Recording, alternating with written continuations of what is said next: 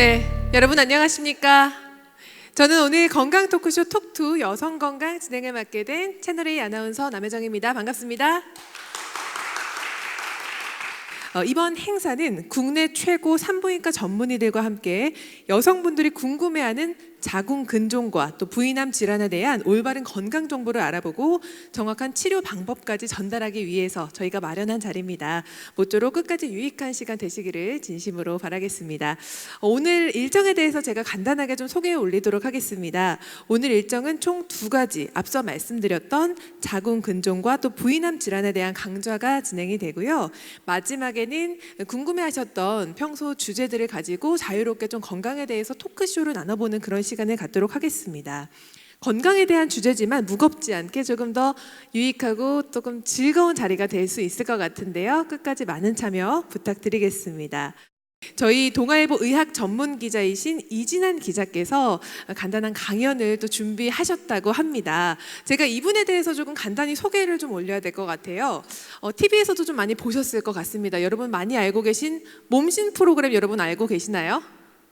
네, 몸신에서도 많이 보셨을 것 같고요. 대한민국 국민의 건강을 위해서 정말 밤낮 없이 부지런히 애쓰시는 분입니다. 건강에 관련된 기사도 쓰시고 오늘 이런 강연 자리에서 토크쇼도 진행을 하시고 또 요즘 대세인 유튜브에서 건강 채널도 운영을 하고 계신데요. 유튜브에다 이진한 이 이름 3글자를 치시면 운영하고 계신 톡투 건강이라는 건강 채널이 나옵니다. 그곳에는 아주 다양한 건강 정보를 얻을 수 있는 유용한 채널이 되는데요. 거기에는 이제 제가 또 게스트로 출연한 영상도 있으니까요. 여러분 좋아요와 구독 꼭 눌러주시면 감사하겠습니다. 더불어 한 가지 안내 말씀드리면 오늘 이 여성 건강에 대한 영상도 그 유튜브 채널에 실릴 예정입니다. 그래서 오늘 궁금하셨던 점들을 댓글로 달아주시면 저희가 상세히 댓글 답글을 달아주신다고 하니까요. 참고하셔서 꼭 이용하시면 좋을 것 같습니다. 자, 오래 기다리셨습니다. 여러분의 큰 박수와 함께 시작하겠습니다.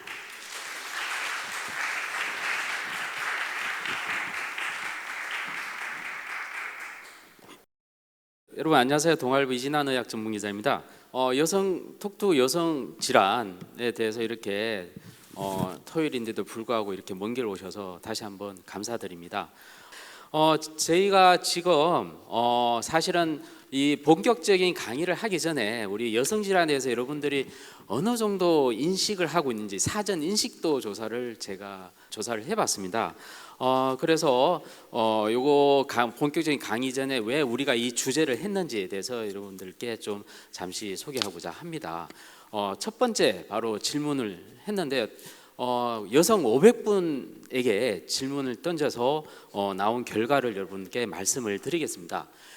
여성 질환 중에서 가장 관심 있는 질환 3가지만 선택해 주세요라고 했습니다. 가장 많이 나온 것이 사실 이 대상자가요 20대에서 30좀 젊은 대상자로 좀 했습니다. 자궁 경부암이 가장 많았고요. 2번째가 자궁 건종, 3번째가 자궁 내막증이었습니다. 4번째가 난소암, 난소 항종 이런 순으로 나왔는데 무려 1, 2, 3위가 바로 자궁과 관련된 질환이었습니다. 그래서 저희들이 이 자궁 건종, 자궁 경부 이런 쪽의 암에 대해서 이런 쪽의 질환에 대해서 먼저 건강 정보를 소개하는 시간을 갖도록 하겠습니다. 2번째는 평소에 여성 질환에 대해서 어디에서 이런 정보를 받는지 요 대해서 알아봤는데요. 여러분들 그 스마트폰 많이 사용하시죠? 바로 포털 사이트에서 많이 건강 정보를 받는데 무려 36%, 그다음에 가족과 지인, 그다음에 주변 인물이 23%가 나왔죠. 거의 절반, 2가지가 절반을 차지했는데 정작 중요한 전문의와의 상담은 19%에 불과했습니다. 여러분 잘 아시겠지만 전문의 만나기 힘드시잖아요. 3분 만에 진료를 다 끝내야 되고 궁금증을 3분 안에 다 해결해야 되는데 현실적으로 불가능합니다. 그래서 우리가 이런 톡투 여성 건강에 대해서 첫 번째로 마련한 거고요. 앞으로 이게 좀 잘 되면 더 많은 내용으로 여러분들께 다가서도록 하겠습니다. 자, 그러면 여성 관리, 여성 질환, 치료를 포함해서 이런 관리에 대해서 정보가 부족하냐고 이렇게 질문을 던져봤습니다. 94.2%가 부족하다고 했습니다. 아니 뭐 포털 사이트에서 그 진료 검색을 다 하시고 주변인들한테도 다 물어봤는데도 그러함에도 불구하고 이런 정보에 대해서 부족하다라고 한 것은 이건 바로 평소에 포털 사이트나 가족 또는 주변 인물을 얻는 여성질환관리법이 좀 과연 신뢰도가 그렇게 높진 않다. 그래서 좀 더 정확한 정보를 알기를 원한다라는 의미로 저희들이 받아들일 수밖에 없었습니다. 자, 그러면 여성관리, 치료 이런 거에 대한 가장 많이 들어본 옵션은 무엇인가? 되게 많이 듣는 게 바로 수술법이죠. 우리 전통적인 수술이 가장 많았고요. 두 번째가 약물 치료였습니다. 그런데요, 최근에 이제 많은 변화가 있습니다. 자궁 쪽 치료법도 많은 변화가 있고 채소 침수법 이런 여러 가지 치료법들이 있는데요. 그래서 가장 등장한 이게 하이프라는 것이 있었고 로봇 수술이라는 것이 있었습니다. 과연 이런 것들이 여성 질환에 과연 효과적일까요? 아니면 덜 효과적일까요? 이런 것들에 대해서도 오늘 알아보는 시간을 갖도록 하겠습니다.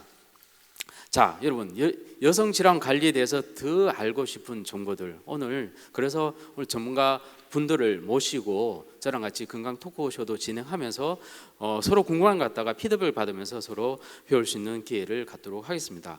여성 질환에 대한 예방법이라든지 또 관리 옵션 또는 최신 치료법, 더구나 가임기 여성 임신을 원하는 그 여성에 있어서 이런 질환이 생겼을 때는 어떻게 치료를 받는 것이 좋은지에 대한 이런 것들에 대해서 한번 저희들이 이야기를 나눠보고자 하는 시간을 갖도록 하겠습니다.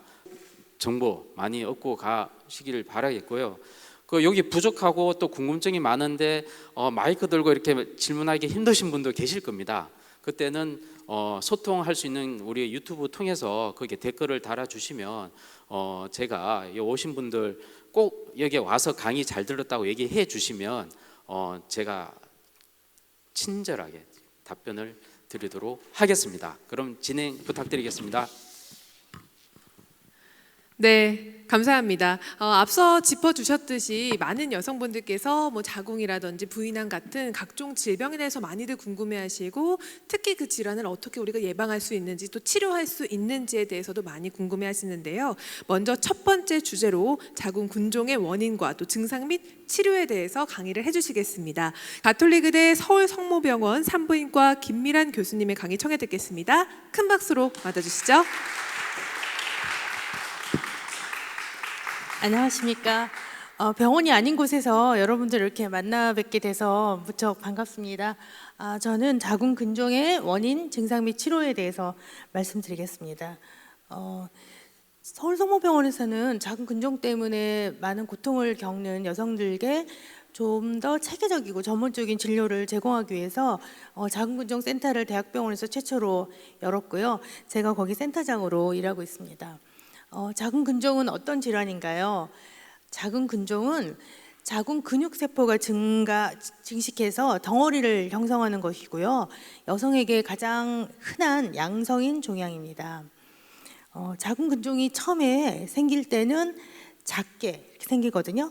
그러다가 여성 호르몬 또 여러 성장 인자의 영향을 받아서 점점점 커지면 처음에는 초음파로 잘 보이지도 않다가 나중에는 큰 종괴를 만들고 자궁을 이렇게 눌러서 밀어버리게 되면 월경 과다라든지 가임력이 떨어진다든지 임신하려고 하는데 근종 때문에 가임이 안 되는 경우가 있고 너무 커지면 주변 조직을 또 눌려서 소변을 자주 본다든지 뭐 그런 압박 증상이 생기게 됩니다. 자궁 근종이 여러 곳에서 다 생길 수가 있는데 여기를 보시면 이게 자궁입니다. 자궁 안에 아기가 자라는 곳이 자궁 내강입니다. 자궁은 아기 집이죠. 그렇죠? 네, 여기에 바깥쪽에 생기는 것을 장막하 근종이라고 하고 이게 이제 꼬이면 엄청 아플 수 있죠. 그리고 이거는 자궁 내강 안에 생기는 것을 전막하 근종이라고 하고 이것은 이제 근육 안에 생기는 근층 내 근종이라 이렇게 부르게 되겠습니다. 그래서 제 환자분 엄청난 근종이 컸던 환자분이고요. 이 환자분은 아기를 가지시려는 분이었는데 근종이 굉장히 많았어요. 저희가 세보니까 제가 108번뇌를 가지면서 수술을 했는데 108개더라고요. 그래서 이 환자를 의뢰해 주신 선생님께 지금도 감사합니다. 우리나라 의료보험에서 개복해서 근종 절제했을 때는 하나 때나 100개 때나 108개 때나 값이 같아요. 그래서 하나는 제가 돈을 받고 떼드렸고 나머지는 그냥 떼드렸습니다. 이분 아기 가지시기 정말 바라고요. 그럼 근종이 왜 중요할까요?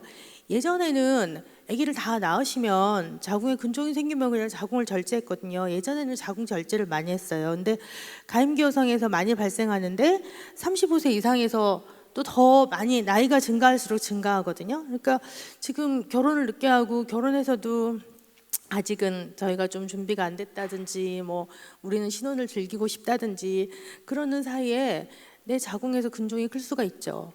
그래서 한국에서 시행되는 자궁 절제술 45%는 근종 때문이거든요. 이 그래프를 보시면 이거는 제가 조사를 한 건데요. 나이가 증가할수록 이 근종이 계속 증가하다가 나중에 폐경이 가까우면 이게 감소하게 됩니다. 그러니까 나이가 들수록 증가하니까 빨리빨리 아기를 결혼도 빨리 하고 아기도 잘 낳아서 키울 수 있는 그런 사회가 됐으면 좋겠습니다. 제가 아랍에미레이트에 갔더니 거기는 나라가 굉장히 부자라서 그 나라 환자들한테 이렇게 나라에서 뭐 수술비나 이런 거 지원 되게 많이 해주거든요. 근데 거기는 뭐 20대, 25살에 벌써 애가 3명이더라고요. 그래서 근종이 없더라고요. 거기는 별로. 우리나라는 지금 근종이 계속 증가하는 것은 첫 출산이 늦어지기 때문이고 그렇기 때문에 근종이 있는 상태에서 임신하려고 하면 좀 어려울 수가 있겠죠. 그래서 불임을 유발하는 3대 질환이 자궁근종, 자궁성근증, 자궁내막증 있는데 이 중에 자궁근종이 가장 많이 발생합니다. 나이가 들수록 증가한다고 알려져 있고 조기에 발견해서 적절한 타임에 수술을 하면 치료가 가능해요. 자궁근종은 제가 열심히 떼드리면 자궁이 정말 싹 정상으로 돼서 임신도 가능할 수 있게 되는데 너무 늦게 오시면 정말 힘들어요. 근종이 자궁을 이렇게 커지면서 뭐 누르고 막 그러면서 자궁의 기능을 잘 할 수 없게끔 그렇게 해가지고 가임력에 심각한 손상을 초래하게 될 수 있습니다.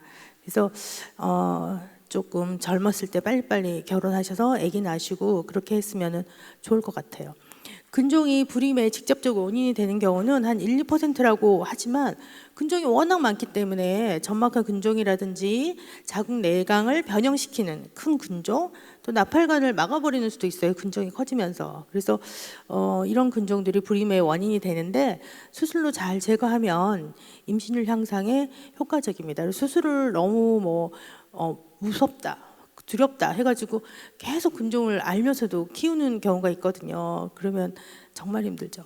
근종이 임신과 출산에 미치는 영향은 근종이 있는 상태에서 임신을 했을 경우에는 유산이 될 수도 있고 뭐 아기가 좀 근데 작은 것은 큰 관계는 없습니다. 태아 발육 장애라든지 임신 중에 근종이 변성이 오면은 통증이 심해지거든요. 아까 그 장막하 근종처럼 밖에 있던 거 꼬일 수도 있고요. 그러면은 급심한 통증이 있기 때문에 수술해야 되고요. 아기를 낳을 때는 뭐 조산되거나 아니면 뭐 근종이 산도를 막고 있으면은 제왕절개 해야겠죠. 아니면 산후출혈 같은 것이 있을 수 있는데 그러니까 근종이 있는 상태에서도 임신이 되면 이런 걸 알면서 잘 관리를 하면서 임신 유지를 할 수가 있습니다. 그러면 근종은 어떤 증상을 일으킬까요? 근종의 위치와 크기에 따라서 증상이 매우 다양합니다. 그래서 잘 모르는 수가 있어요. 그래서 증상이 없는 경우도 한 30에서 50% 정도 되기 때문에 이제 미혼 여성들이 병원에 산부인과에 갈 생각도 잘 안 하시잖아요. 근데 그냥 배는 좀 나온 것 같고 그러면 아까 이진한 기자님하고도 말씀드렸는데 똥배 나오는 거라고 생각하세요. 그게 근종이 커가는 건데. 그러니까 미혼 여성들이라도 좀 정기적인 산부인과 체크업 하시는 게 좋을 것 같아요. 똥배인 줄 알았는데 근종이었다면 너무 슬프잖아요. 그래서 대표적인 증상은 이제 월경 과다라든지 생리통 이런 게 되겠는데 제가 여기서 이제 자궁하고 난소 질환에 대해서 관심이 많으신데 잠깐 좀 설명을 해드리면 이게 자궁입니다. 자궁 이 안에 이제 자궁강 아기가 자라는 것이죠. 아기집이죠. 우리나라 국민 중에 자궁에서 안 나온 사람 있으면 손 들어보라고. 그래서 이게 우주이고 지구이고 그렇습니다. 박경리 선생님이 자궁은 지구다. 그래서 제가 이제 지구를 지키고 있는 사명감을 갖고 있죠. 이 나팔관은 자궁에 이제 달려 있는 튜브인데 수정은 나팔관에서 이루어져요. 임신이. 그래서 수정란이 이렇게 이동해서 여기 착상이 되는 거고, 이거는 양쪽에서 배란이 되는 난소입니다. 가끔 자궁 근종인데 난소 낭종이라고 하시고, 난소 낭종인데 뭐 자궁 근종이라고 하시고 약간 헷갈리시는 분들 계시더라고요. 그래서 자궁은 아기 집이고, 난소는 여기서 배란이 되는 난자가 배란이 되는 난소. 그리고 자궁 목 부분, 목경자를 써서 자궁 경부. 여기에 암이 생기면 자궁 경부암. 이제 자궁 안에 이게 내막이거든요. 그 코트 보면 이렇게 라이닝 있잖아, 라이닝. 자궁 내막에 이렇게 증식됐다가 임신이 안 되면 탈락되는 게 월경인데, 여기에 용종도 생기고요. 폴립이라고 하죠. 자궁 내막암은 여기 생기는 겁니다. 또 이제 잘 헷갈리기 쉬운 게 자궁 내막증. 자궁 내막증은 이 자궁 내막이 다른 곳에 있는 것이에요. 자궁에 있는 게 아니라 난소나 복강이나 복막이나 뭐 이런 쪽에. 그거를 자궁 내막 이소증이라고 하는 게 맞거든요. 자궁 내막증이. 그래서 자궁 내막은 월경이 일어나고 임신 시 수정란이 착상되는 곳인데, 여기에 가깝게 근종이 있는 경우에 생리과다나 부정출혈, 난임 등이 발생할 수 있어요. 그래서 근종의 위치가 자궁의 바깥쪽에 멀리 있으면 많이 커져도 별 증상이 없어요. 그래서 대표적인 증상은 월경 과다나 골반통인데, 증상이 없는 경우가 한 30에서 50%니까 그러면 뭐 배에서 종괴가 만져진다, 그것도 증상입니다. 나는 아무 증상이 없어요 하면서 배는 덩어리가 크게 만져지는 경우, 너무 큰 경우에는 참 치료하기가 어렵죠.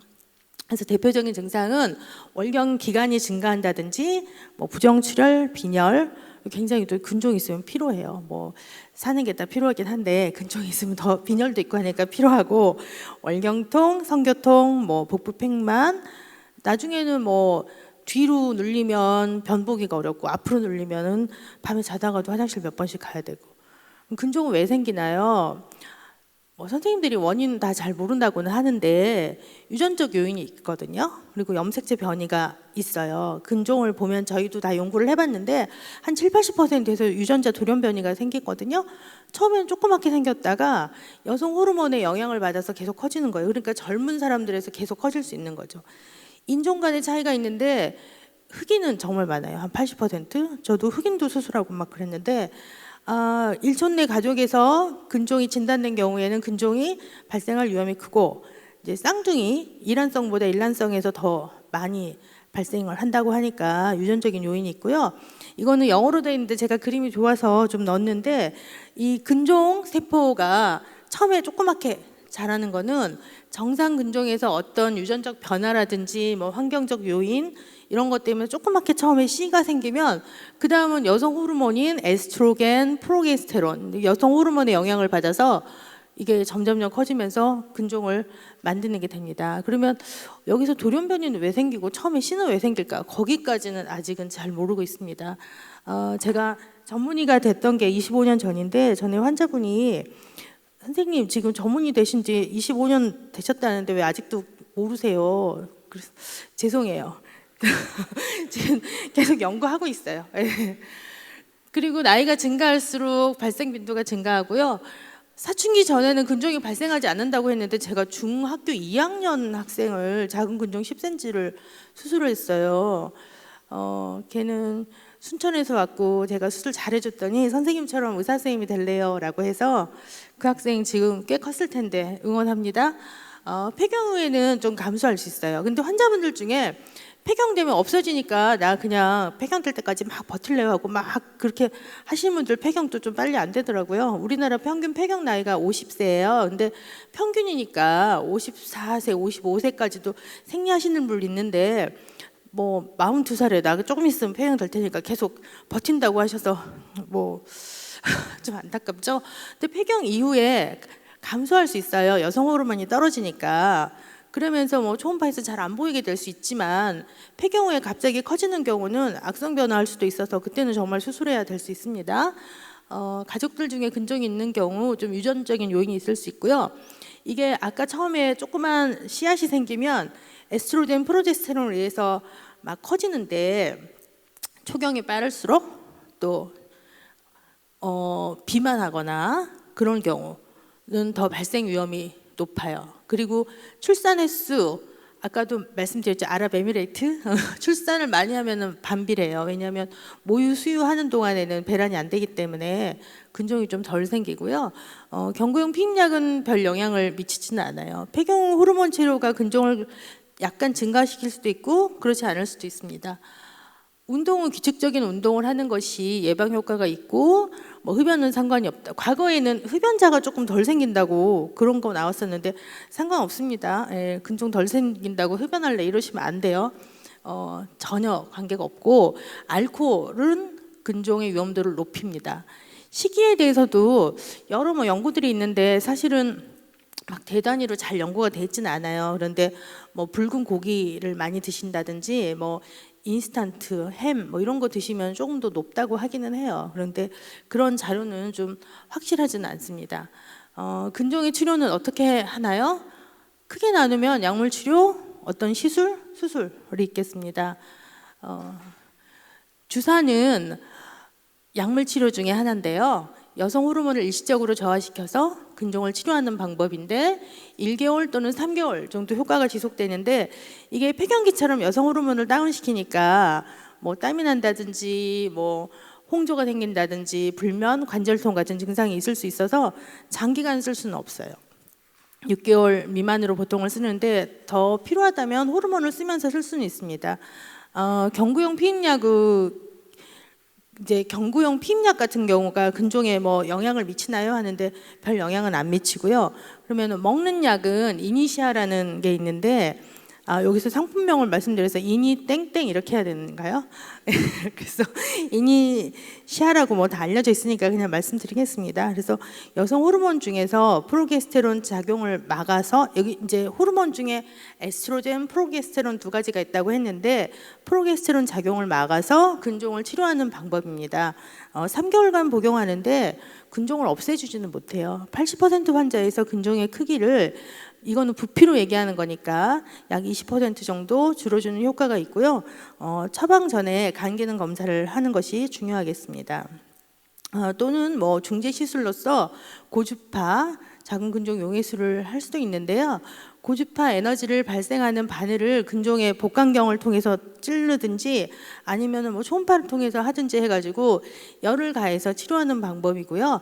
전신 마취 또는 수면 마취가 필요하는데 요즘은 이렇게 많이 시행되고 있는 것 같지는 않습니다. 또 자궁동맥 색전술이라는 게 있는데 자궁동맥을 막아서 근종으로 가는 혈류를 차단하는 거니까 그러면 근종이 영양 공급을 못 받으니까 서서히 이렇게 줄어지는 거거든요. 허벅지 혈관 내 카테타로 가는 관을 넣어가지고 그림을 보여드릴게요. 이렇게 시술을 하는 건데 근종 쪽에 작은 마이크로 비드라고 하는데 작은 미세 구슬을 넣어가지고 이쪽으로 가는 혈관을 이렇게 차단을 해서 서서히 이렇게 줄이는 그런 치료가 자궁동맥 색전술이 되겠습니다.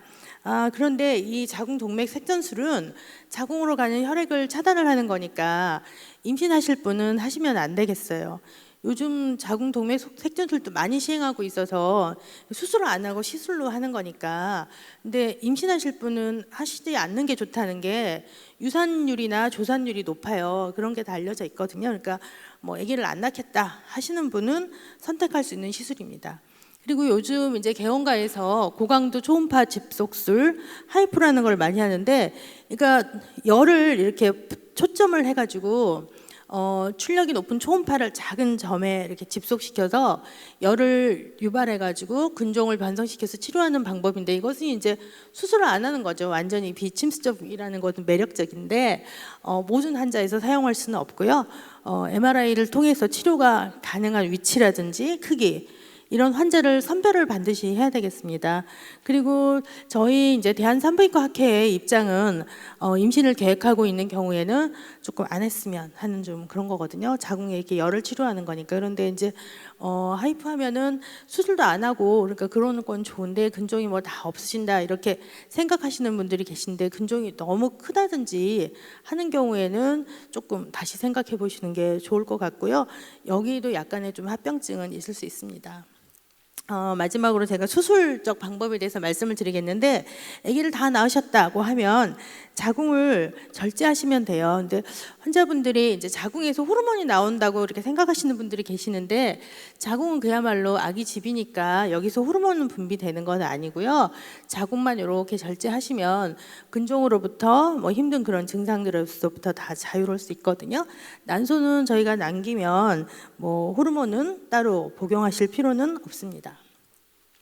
근종만 이제 절제하는 수술 또 뭐 근종만 떼주세요라고 얘기하시는데 근종을 이제 떼는 경우에는 중요한 게 이 근종을 잘 떼는 게 중요해요. 특히 아기를 낳으셔야 되는 분들은 근종의 다른 부분이 이제 근종만 싹 떼야죠. 자궁의 다른 부분에 손상이 안 가게. 그리고 근종만 떼면 수술이 끝날까요? 아니죠. 자궁을 다 다시 복원을 해서 정상적으로 만들어 줘야 되니까 저희 입장에서는 자궁을 그냥 절제하는 게 깔끔해요.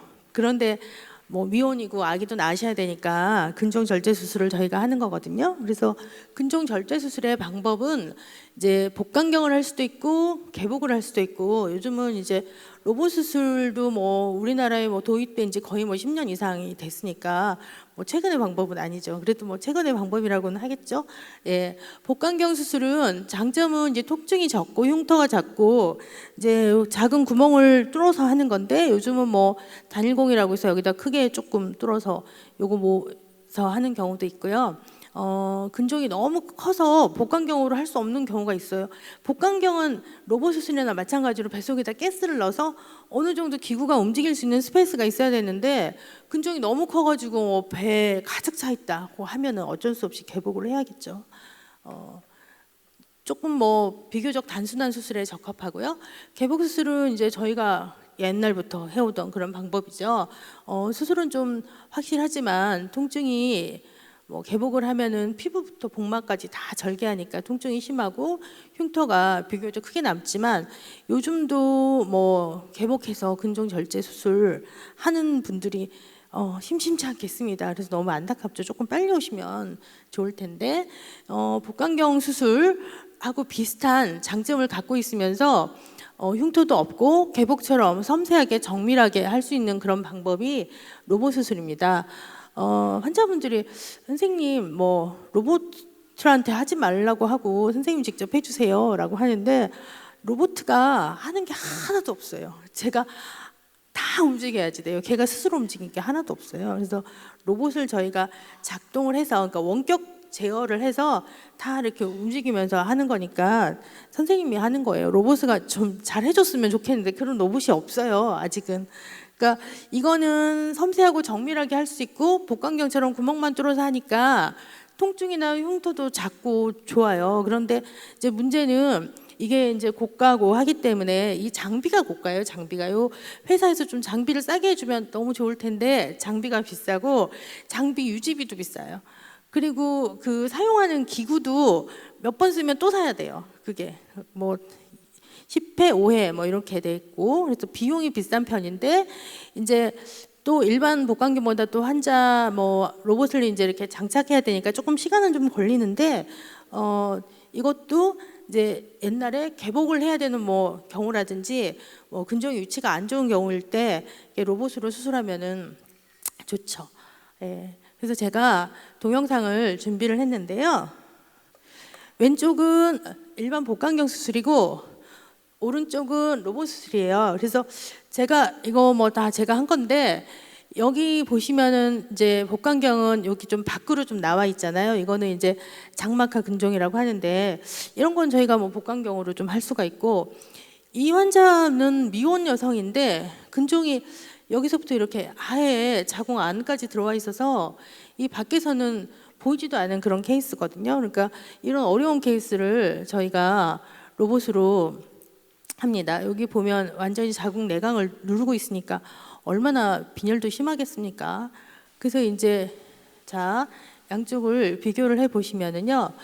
일단은 복강경은 아무래도 저희가 이 근종의 이쪽을 절개할 때 이제 전기로 그 소작을 하면서 이렇게 좀 절개를 하거든요. 근데 이제 로봇을 이용한다고 해서 저처럼 이것을 이제 콜드컷이라고 하는데 이 가위를 이용해서 자르고 혈관만, 그러니까 혈관만 지지는 거죠. 안 지지려고 하는 거죠. 자궁. 왜냐하면 그걸 지지면 아무래도 열 손상이 갈까봐 정상 부분에. 그래서 이 화면도 굉장히 확대돼 보이고 이게 이제 요거보다 제가 직접 그 콘솔이라고 하는데 로봇을 작동하는 거기서 이렇게 보는 거는 완전히 3D HD예요. 그래서 3D로 이렇게 보면서 하는데 여기는 이제 이거는 또 굉장히 또 좋은 또 초음파 절삭기를 이용해서 이거를 근종을 또 떼고 있거든요. 여기 보시면 이 부분이 아까 자궁 내막이에요. 자궁 내강으로 이렇게 나와 있던 걸 근종을 당기니까 얘가 이렇게 나오는데 저 가위의 움직임을 보시면 마치 제가 이렇게 손으로 이렇게 하는 것 같거든요. 제가 지금 로봇으로 저 근종 절제 수술을 지금 한 935회를 했어요. 그래서 엄청 목이 아파요. 사실 콘솔에다 이렇게 해야지 콘솔이 작용하거든요. 근데 저는 제 손으로 이렇게 뱃속에 넣어서 이렇게 하는 것 같아요. 이렇게 수술할 때. 그래서 이제 여기는 이제 슈처를 하고 있고요. 넌 좀 기다리고 여기는 좀 더 갈게요. 앞으로. 이렇게 해서 자궁 내강에 이렇게 나온 거를 손상이 없이 정말 옛날에 우리가 말하는 무슨 습자지 그런 거 아세요? 습자지 트레이싱 페이퍼? 그렇게 얇게 자궁 내강이 이렇게 돌출이 돼 있었는데 그거를 다치지 않고 제거를 했고 지금 이제 봉합하는데 로봇에 뷰티가 있어요. 그래서 이게 봉합하시는 거 보면 이쪽은 왼쪽은 일반 복강경이니까 관절이 없거든요. 근데 로봇 팔은 7도의 자유도가 있다고 해서 이렇게 다 사람 손처럼 다 이렇게 다 자유롭게 움직일 수 있거든요. 그래서 튀어나온 자궁 내막을 밀어 넣으면서 지금 봉합을 하고 있거든요. 자궁 근종 절제 수술에서 제 생각은 가장 중요한 게 자궁 어떻게 재건해서 나중에 임신한 다음에 10개월 동안 아기를 잘 키우는가.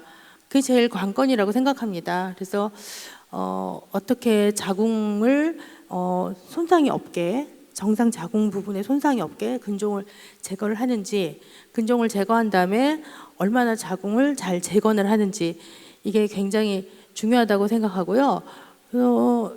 봉합하는 거는 저는 보통은 이제 세 층으로 이렇게 봉합을 합니다.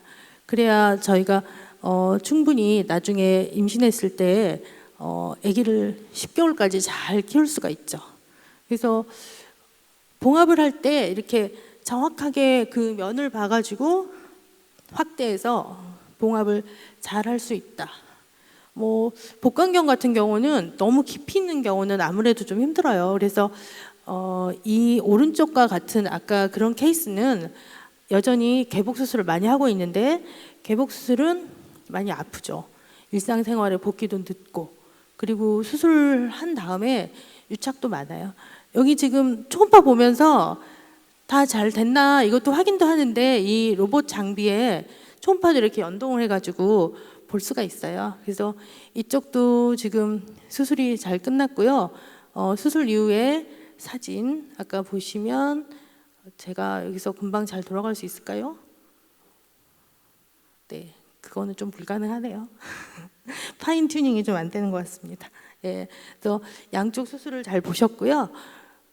또 이제 이 자궁강 안에 근종이 이렇게 나와 있는 경우 이럴 때는 자궁 내시경으로 해서 자궁 안으로 들어가가지고 이렇게 수술을 할 수가 있어요. 그래서 이거를 자궁 내시경, 자궁경이라고 하는데 전신 마취가 필요하지만 뭐 배에 아무 흉터도 없어요. 근데 요것도 수술할 때 또 주의해야 되는 게 이 자궁 내막을 또 많이 다치게 되면 나중에 자궁 내막 유착이 되면 또 임신하는데 힘들 수가 있습니다. 그래서 우리가 자궁 근종이 있었을 때 아까 뭐 SNS나 뭐 포털이나 친구나 이렇게 뭐 정보를 얻는다 그러고 저한테도 외래 와가지고 제 친구가 이랬어요. 뭐 저희 옆집에 분이 그러셨어요. 그래서 내가 그 옆집 분이 산부인과 전문의이신가요? 라고 하면은 아니 그냥 회사원이에요. 이렇게 얘기를 하는데 잘 모르고 얘기하는 경우도 많고 저 같은 경우는 이제 뭐 열심히 포털에다가 막 정보 많이 드리면 좋은데 환자도 보고 뭐 여러 가지 바빠가지고 못 하거든요. 그래서 치료는 먼저 치료가 필요한가? 근종 굉장히 많거든요. 치료하다고 경과 관찰할 수도 있어요. 치료가 필요한지, 그럼 치료를 하면 약물 치료할 건지, 어떤 중재적인 시술을 할 건지, 중재 시술은 뭐 색전술을 할 건지, 하이프 할 건지, 아니면은 수술을 할 건지, 수술은 근종만 뗄 건지, 자궁을 절제할 건지, 방법은 복강경 할 건지, 개복할 건지, 로봇 할 건지, 이거를 환자분이 잘 결정할 수가 없어요. 그러니까 담당 선생님하고 같이 상의해서 결정을 해야 돼요. 합리적인 의사결정은 나의 나이, 증상, 어떤 게 최선의 치료인지를 결정을 하는데 근종 위치, 임신계, 근종 크기, 여기 오신 분들 얼굴이 다 다른 것처럼 근종은 다 달라요. 처한 상황도 다 달라요. 어떤 걸 원하는지도 다 다르기 때문에 담당 선생님하고 산부인과 전문의 선생님하고 잘 상의해가지고 치료법을 결정을 해야 돼요. 아시겠죠? 이제 그렇게 뭐 혹시 주변에 누가 있으면 그렇게 얘기해 주세요. 다 다르니까 나한테 물어보지 말라고. 이것만 기억해 주세요. 단순한 듯 단순하지 않은 근종 정말 복잡해요. 증상도 다양하고 치료도 다양하고 사람마다 다 개별화된 치료가 필요하고 무조건 참는 것도 무조건 수술하는 것도 언제 치료할지도 사람마다 다르기 때문에 정확하게 진단하고 상담하는 게 필수적이 되겠습니다. 감사합니다.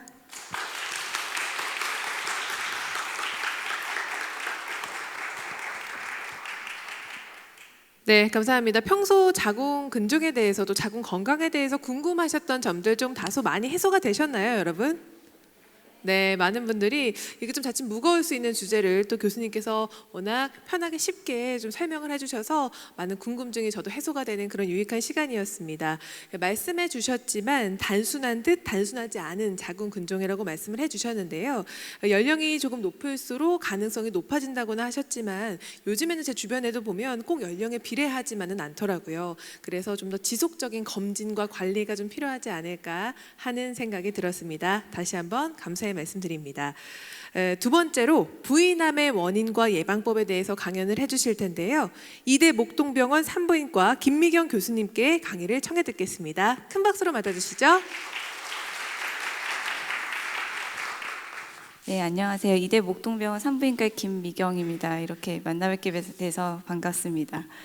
아까 김미랑 교수님은 굉장히 이제 화려한 수술 기법들을 많이 소개를 해주셨는데요. 저는 부인암의 그 원인과 예방법에 대해서 간략하게 말씀드리도록 하겠습니다.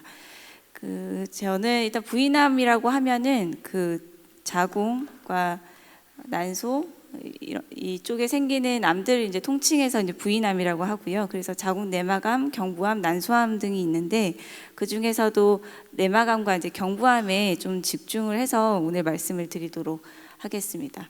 일단 요즘은 이제 평균 수명이 이제 증가를 하면서 이제 암 환자들이 많아지고 있고요. 그래서 평균 수명까지 생존했을 때 이제 암 발생 확률은 이제 3명 중에 1명꼴은 다 암을 한 번쯤은 진단을 받았습니다.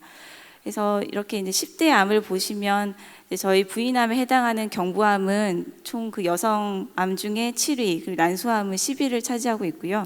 내막암은 여기 아직은 10대 암에는 들어있진 않지만 현재 최근에 많이 증가를 하고 있는 상태입니다. 그래서 특히 이제 젊은 여성들에서 자궁 경부암이 3위, 난소가 이제 5위를 차지를 하고 있습니다.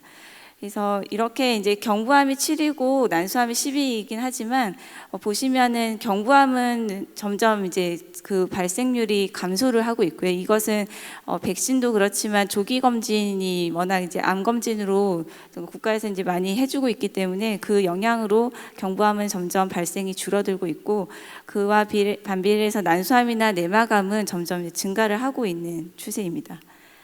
그래서 암이라고 하면 이건 이제 꼭 부인암에만 통칭하는 것은 아니고요. 암의 원인을 이제 보면 대개는 이제 암은 유전자의 변이로 인해서 생기는 것인데 그 유전자의 변이는 여러 환경적인 요인이랑 복합적으로 이제 작용을 해서 암이 발생을 하게 됩니다. 그래서 크게 선천적, 후천적 원인이 있는데 선천적은 이제 가족에 이렇게 암 환자들이 많은 그런 유전성 암인 경우에 해당하고요. 이런 게 이제 암종별로 그 퍼센트는 다르긴 하지만 한 10% 내외 정도 됩니다. 그 외에 이제 후천적으로 이 원인들이 사실 굉장히 많이 영향을 주게 되고 대표적인 게 이제 폐암 같은 경우는 흡연, 그 외에도 이제 비만 그리고 감염, 저희 이제 앞으로 말씀드릴 경부암 같은 경우는 바이러스 감염 때문에 생기는 것이라서 감염, 그 다음에 식습관, 저희가 뭐 가장 이렇게 꺼려하는 뭐 방사능이나 자외선 이런 것들은 사실 저 보면은 거의 끝에쯤에 가 있습니다. 그래서 이런 생각보다는 이런 비만과 그 감염이 암의 발생의 원인으로 많이 작용을 하고 있고요. 그래서 그 암에서 예방 가능한 요인들을 쭉 보면은 거의 한 50% 정도는 암 예방이 그 생활 습관 교정 등을 통해서 예방 가능한 것으로 되어 있고, 오늘 저희가 말씀드릴 부인암은 그 중에서도 비만과 감염에 여기서 이제 좀 해당 사항이 있어서 이제 말씀을 드리도록 하겠습니다.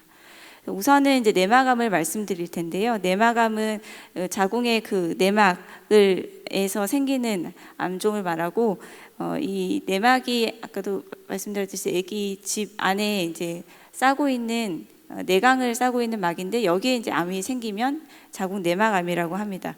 저희가 보통 환자분들 진료 볼 때 이제 자궁암이라고 많이 하는데 자궁암은 크게 두 가지 종류가 있거든요. 자궁 경부에 생기는 경부암이랑 내막암이랑 이렇게 두 가지가 이제 자궁암인데 보통 이제 환자분들은 이제 자궁암이라 하면은 어디에서 생긴 암인지 잘 모르시는 경우가 있는데요. 보통은 이제 가장 흔한 경부암을 말하지만 저희도 이제 자궁 내막암도 자궁암 중에 하나입니다. 그래서 서양에서는 이게 사실 부인암 중에서는 1위를 차지하는 굉장히 흔한 질환이고요. 근데 저희 나라도 최근에 식습관이 이제 서구화되고 비만 인구가 늘어나고 하면서 내막암이 좀 빠르게 증가하고 있는 추세이고 젊은 사람들에서도 많이 생기고 있습니다. 그래서 자궁 내막암 발생의 위험 인자는 가장 크게는 그 여성 호르몬 중에 에스트로겐과 프로게스테론이 있다고 아까도 말씀하셨지만 그 에스트로겐의 과잉으로 생기는 병이고요. 그 에스트로겐의 과잉의 이제 가장 큰 이유는 예전에는 이제 호르몬 치료 중에 에스트로겐만 단독으로 처방을 했을 때 생긴다고 하지만 요즘은 이제 이런 것들이 이제 알려져 있기 때문에 이런 치료는 하지는 않고 있고요. 이외에도 비만이나 아니면 뭐 다낭성 난소증 같은 생리 불순이 있는 경우, 그리고 뭐 당뇨도 여기에 관계가 되어 있다고 알려져 있습니다. 그러면 왜 에스트로겐 과잉이 자궁 내막암을 발생을 시키는지 잠깐 기전을 말씀을 드리면, 폐경 전에 이제 생리를 하는 여성들 같은 경우에는 처음에 이제 에스트로겐으로 여기 이제 에스트로겐인데 에스트로겐으로 이제 내막이 점점 이제 증식을 하게 되고 배란이 되게 되면은 그 이후부터 이제 배란 후에 프로게스테론이라는 호르몬이 분비가 됩니다. 그래서 이게 이제 쭉 올라가서 내막이 성숙을 하다가 이제 임신이 되지 않고 착상이 되지 않으면 이제 내막이 떨어져 나오면서 생리가 되거든요. 그래서 이게 이제 매달 이렇게 사이클이 돌아가는데 배란 장애 같은 어떤 이유로 이게 배란이 되지 않으면은 이 프로게스테론이 이제 나오지가 않게 됩니다. 그렇게 되면 내막은 점점 이제 증식만 하는 에스트로겐의 영향을 때문에 내막이 점점 두꺼워지는 내막 증식증이라는 병이 생기고요. 이 내막 증식증은 아까 말씀드린 자궁 내막증이랑은 완전히 다른 병입니다. 그래서 자궁 내막 증식증이 발생을 하게 되고, 이런 배란 장애 외에도 외인성으로 에스트로겐을 복용을 너무 과잉으로 하는 경우에도 자궁 내막증이 생기게 되고, 이것이 내막 증식증이 치료 없이 또 수년이 지나면 자궁 내막암이 발생한다고 저희가 생각을 하고 있습니다. 그래서 외인성 에스트로겐은 대표적인 건 그냥 호르몬 치료로 생각을 할 수도 있는데요. 좀 간과하시는 거는 이렇게 자궁에 좋다고 많이 드시는 뭐 석류나 뭐 칡즙, 달맞이 이런 것들도 식물성 여성 호르몬 기능이 있거든요. 그래서 그런 것을 너무 좀 과잉으로 드시는 분들 중에도 간혹 이렇게 내막 증식증으로 생기시는 분들이 있어서 그런 건 조금 주의를 하셔야 될 것 같습니다. 그리고 이제 비만이 자궁 내막암이랑도 관련이 되어 있는데 그 이유는 이 지방세포에서도 여성 호르몬 에스트로겐이 분비가 일부 됩니다. 그런데 이제 비만하면 이 지방세포가 수가 많아지니까 그만큼 에스트로겐 분비가 많아지게 되고 그것이 이제 자궁 내막을 자극을 해서 자궁 내막암 발생을 촉진하게 되고요. 그래서 비만에서 특히 이게 많이 생긴다고 보시면 되겠습니다. 자궁 내막암의 증상은 폐경 후 질출할 뿐만 아니고 폐경 전 여성들은 생리량이 뭐 갑자기 많아진다거나 아니면 생리가 불순해진다는 그런 증상으로 나오고 이런 뭐 아랫배 통증이나 뭐 변비, 요통 이런 것들은 굉장히 진행한 후에 발생하는 것이라서 이런 것보다는 대개는 이제 출혈로 보통 많이 발견이 됩니다. 그래서 자궁 내막에 이제 뭔가 출혈이 있어서 환자분이 오시면 저희가 가장 외래에서 먼저 하는 거는 질 초음파를 보는 거고요. 초음파상에서 여기 이렇게 하얗게 보이는 부분이 자궁 내막 부분인데 이것이 이제 많이 이제 두꺼워지면 저희가 이제 조직 검사를 하자고 이제 권하게 됩니다. 조직 검사하는 방법은 그 자궁 내막 그 소파 수술을 해서 내막을 긁어내는 방법이 있고요. 아니면 조금 병변이 굉장히 국소적이라고 생각할 때는 요와 같이 자궁경을 보고 조직 검사를 시행을 하게 됩니다.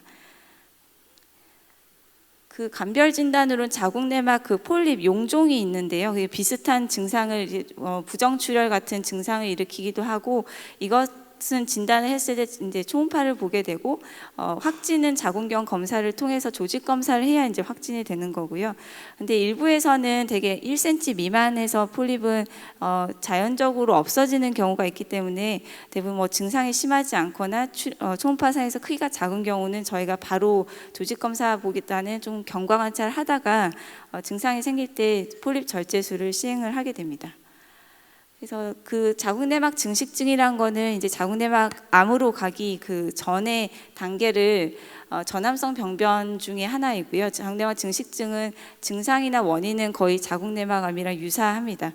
근데 그 중에서도 자궁 내막암의 그 증식증이 한 2가지 종류가 있는데 그 중에서도 E형 자궁 내막 증식증이라고 그 세포 모양이 좀 이렇게 달라지는 E형성증을 보이는 자궁 내막 증식증인데 이것은 거의 4분의 1이 자궁 내막암으로 진행하기 때문에 좀 더 적극적인 치료가 필요한 질환입니다. 그래서 자궁 내막 증식증의 진단도 마찬가지로 조직 검사가 결국은 이제 확진 검사고요. 이걸 통해서 자궁 내막 소파술 후에 자궁 내막 증식증으로 확인된 경우에 호르몬 치료를 해본다든지 아니면 이미 이제 아기 출산을 다 끝냈고 E형 자궁 내막 증식증인 경우는 자궁 내막암 위험성 때문에 자궁 절제술을 저희가 보통 권유하게 됩니다. 그래서 자궁 내막의 병기는 보통 저희가 이제 크게 모든 암종은 다 1, 2, 3, 4기로 보거든요. 그래서 1기는 그 부위에 원발 부위에 국한된 경우, 2, 3기는 이제 조금 더 밖으로 진행된 경우, 그리고 이제 4기 같은 경우는 이제 다른 원격 부위로 전이를 된 경우를 4기라고 하는데 이렇게 되어 있고요. 근데 그 내막암 같은 경우는 다행히도 보통 초기에 출혈 증상이 있기 때문에 1기에서 발견되는 경우가 거의 한 80%를 넘습니다. 그럼 1기 같은 경우는 보시면 5년 생존율이 한 90% 이상이 되거든요. 그래서 굉장히 예후는 좋은 암종이고, 그래서 초기 내막암 같은 경우는 원칙은 자궁 절제술과 그 주위에 림프절 절제술이 원칙이긴 하지만 그 자궁 절제를 해버리면 아기를 가질 수가 없잖아요. 그래서 가입력 보존을 원하는 젊은 여성 중에 아주 초기 자궁 내막암 경우는 고용량 호르몬 치료를 통해서 자궁을 보존하면서 치료를 진행을 하게 됩니다. 그런데 이제 좀 더 이제 진행한 자궁 내막암 같은 경우는 이제 그런 치료법을 시행을 하지 못하고 수술이 가능한 분들은 이제 수술하고 방사선 치료, 항암 치료 이런 걸 병행을 하게 됩니다. 이제 자궁 내막암의 예방에 대해서 이제 알아볼 텐데 그러려면 이제 아까 말씀드린 그런 위험 요소들을 다시 이제 생각을 해봐야 되고요. 그 중에서 사실 뭐 폐경을 늦게 하는 것, 뭐 당뇨 이런 것들은 본인이 어떻게 조절을 할 수가 있는 것들이 아니거든요. 그래서 예방 가능한 것들을 이렇게 별표를 쳐보면 비만, 뭐 에스트로겐 단독 보충요법, 그리고 다낭성 난소 증후군 이런 것들을 들어볼 수 있겠습니다. 그래서 이런 것들은 일단 체중을 빼고 건강한 식습관과 운동을 통해서 충분히 개선 가능하고요. 그래서 그렇게 정리를 해보면 건강 체중 유지, 규칙적인 신체 활동, 그리고 채식 위주의 건강한 식사, 그리고 그런 이제 뭐 다낭성 난소 증후나 생리불순이 있는 경우에 조기 검진을 통해서 그 자궁내막 그 암으로 가기 전에 미리 이제 검진을 하고 치료를 제때제때 받는 것이 이제 예방법으로 정리해 볼 수 있겠습니다. 우선 건강 체중 유지는 저희가 이제 건강 체중이라고 하면 보통 체질량 지수로 BMI라고 이제 많이 하는데 그 몸무게를 이제 키 제곱으로 나눠서 이제 저희가 BMI를 계산을 하게 되고요. 18.5에서 25까지가 이제 정상입니다. 요즘은 조금 더 아시아에서는 그 기준을 낮춰서 23까지도 보기도 하는데 이제 여기를 건강 체중을 유지를 하는 것이 좋겠고 이 유지하는 방법은 사실 뭐 이렇게 다이어트 약을 먹어서라기보다는 건강한 식단과 신체 활동 증가 이렇게 정도를 따라서 건강 체중을 유지하는 것이 중요하겠습니다. 그리고 규칙적인 신체 활동이 이제 또 문제인데요. 이 아래 보신 2011년도에 자마라고 저희 의학 저널 중에서는 가장 영향력 있는 저널이었는데 여기에 이제 보고된 게 저렇게 이제 텔레비전을 오래 보고 있는 카우치 포테이토라고요. 저렇게 오래 보고 있으면 텔레비전을 보는 시간이 하루에 이제 많으면 많을수록 심혈관 질환이 높아지고 사망률이 높아진다는 보고를 했었습니다. 그래서 이건 단순히 건강 체중만을 유지하는 문제가 아니고 오래 앉아 있을수록 빨리 죽는다는 얘기거든요. 그래서 이런 내용은 암 예방에도 연결이 되고요. 그래서 그러니까 심혈관 질환 예방하는 신체 활동이 결국 암 예방이다 이렇게 보시면 되고 그 이제 권고 사항으로는 매주 150분 이상의 중강도 운동 그러니까 한 번에 하루에 150분보다는 5일을 30분으로 나눠서 이제 신체 활동을 하는 것을 권고를 하고 있고 그 중에 2일 이상은 그냥 달리기만 조깅만 하지 말고 근력 운동을 꼭 같이 병행을 하라. 그리고 그런 뿐만 아니고 앉아있는 시간을 일단 어떻게든지 줄여라. 그래서 일할 때도 중간중간 일어서시고 계단으로 걸어 다니고 그런 이제 신체 활동을 늘리라는 내용이고요. 중강도 운동이라면 좀 잘 이해가 안 되시겠지만 아무튼 이게 걸으면서 말은 옆에 사람이랑 대화는 가능하지만 노래는 못 부를 정도, 그 정도가 중강도 운동이고 고강도 운동은 너무 이제 숨이 차서 말을 못할 정도가 고강도 운동입니다. 그래서 이 정도 이제 보시면 되고요. 건강한 식단은 사실 외래에서 환자들 보면 가장 많은 질문이 그래서 뭐가 제일 좋은 뭘 먹어야 될까요? 라는 질문을 사실 제일 많이 받거든요. 근데 그 정답은 없고요.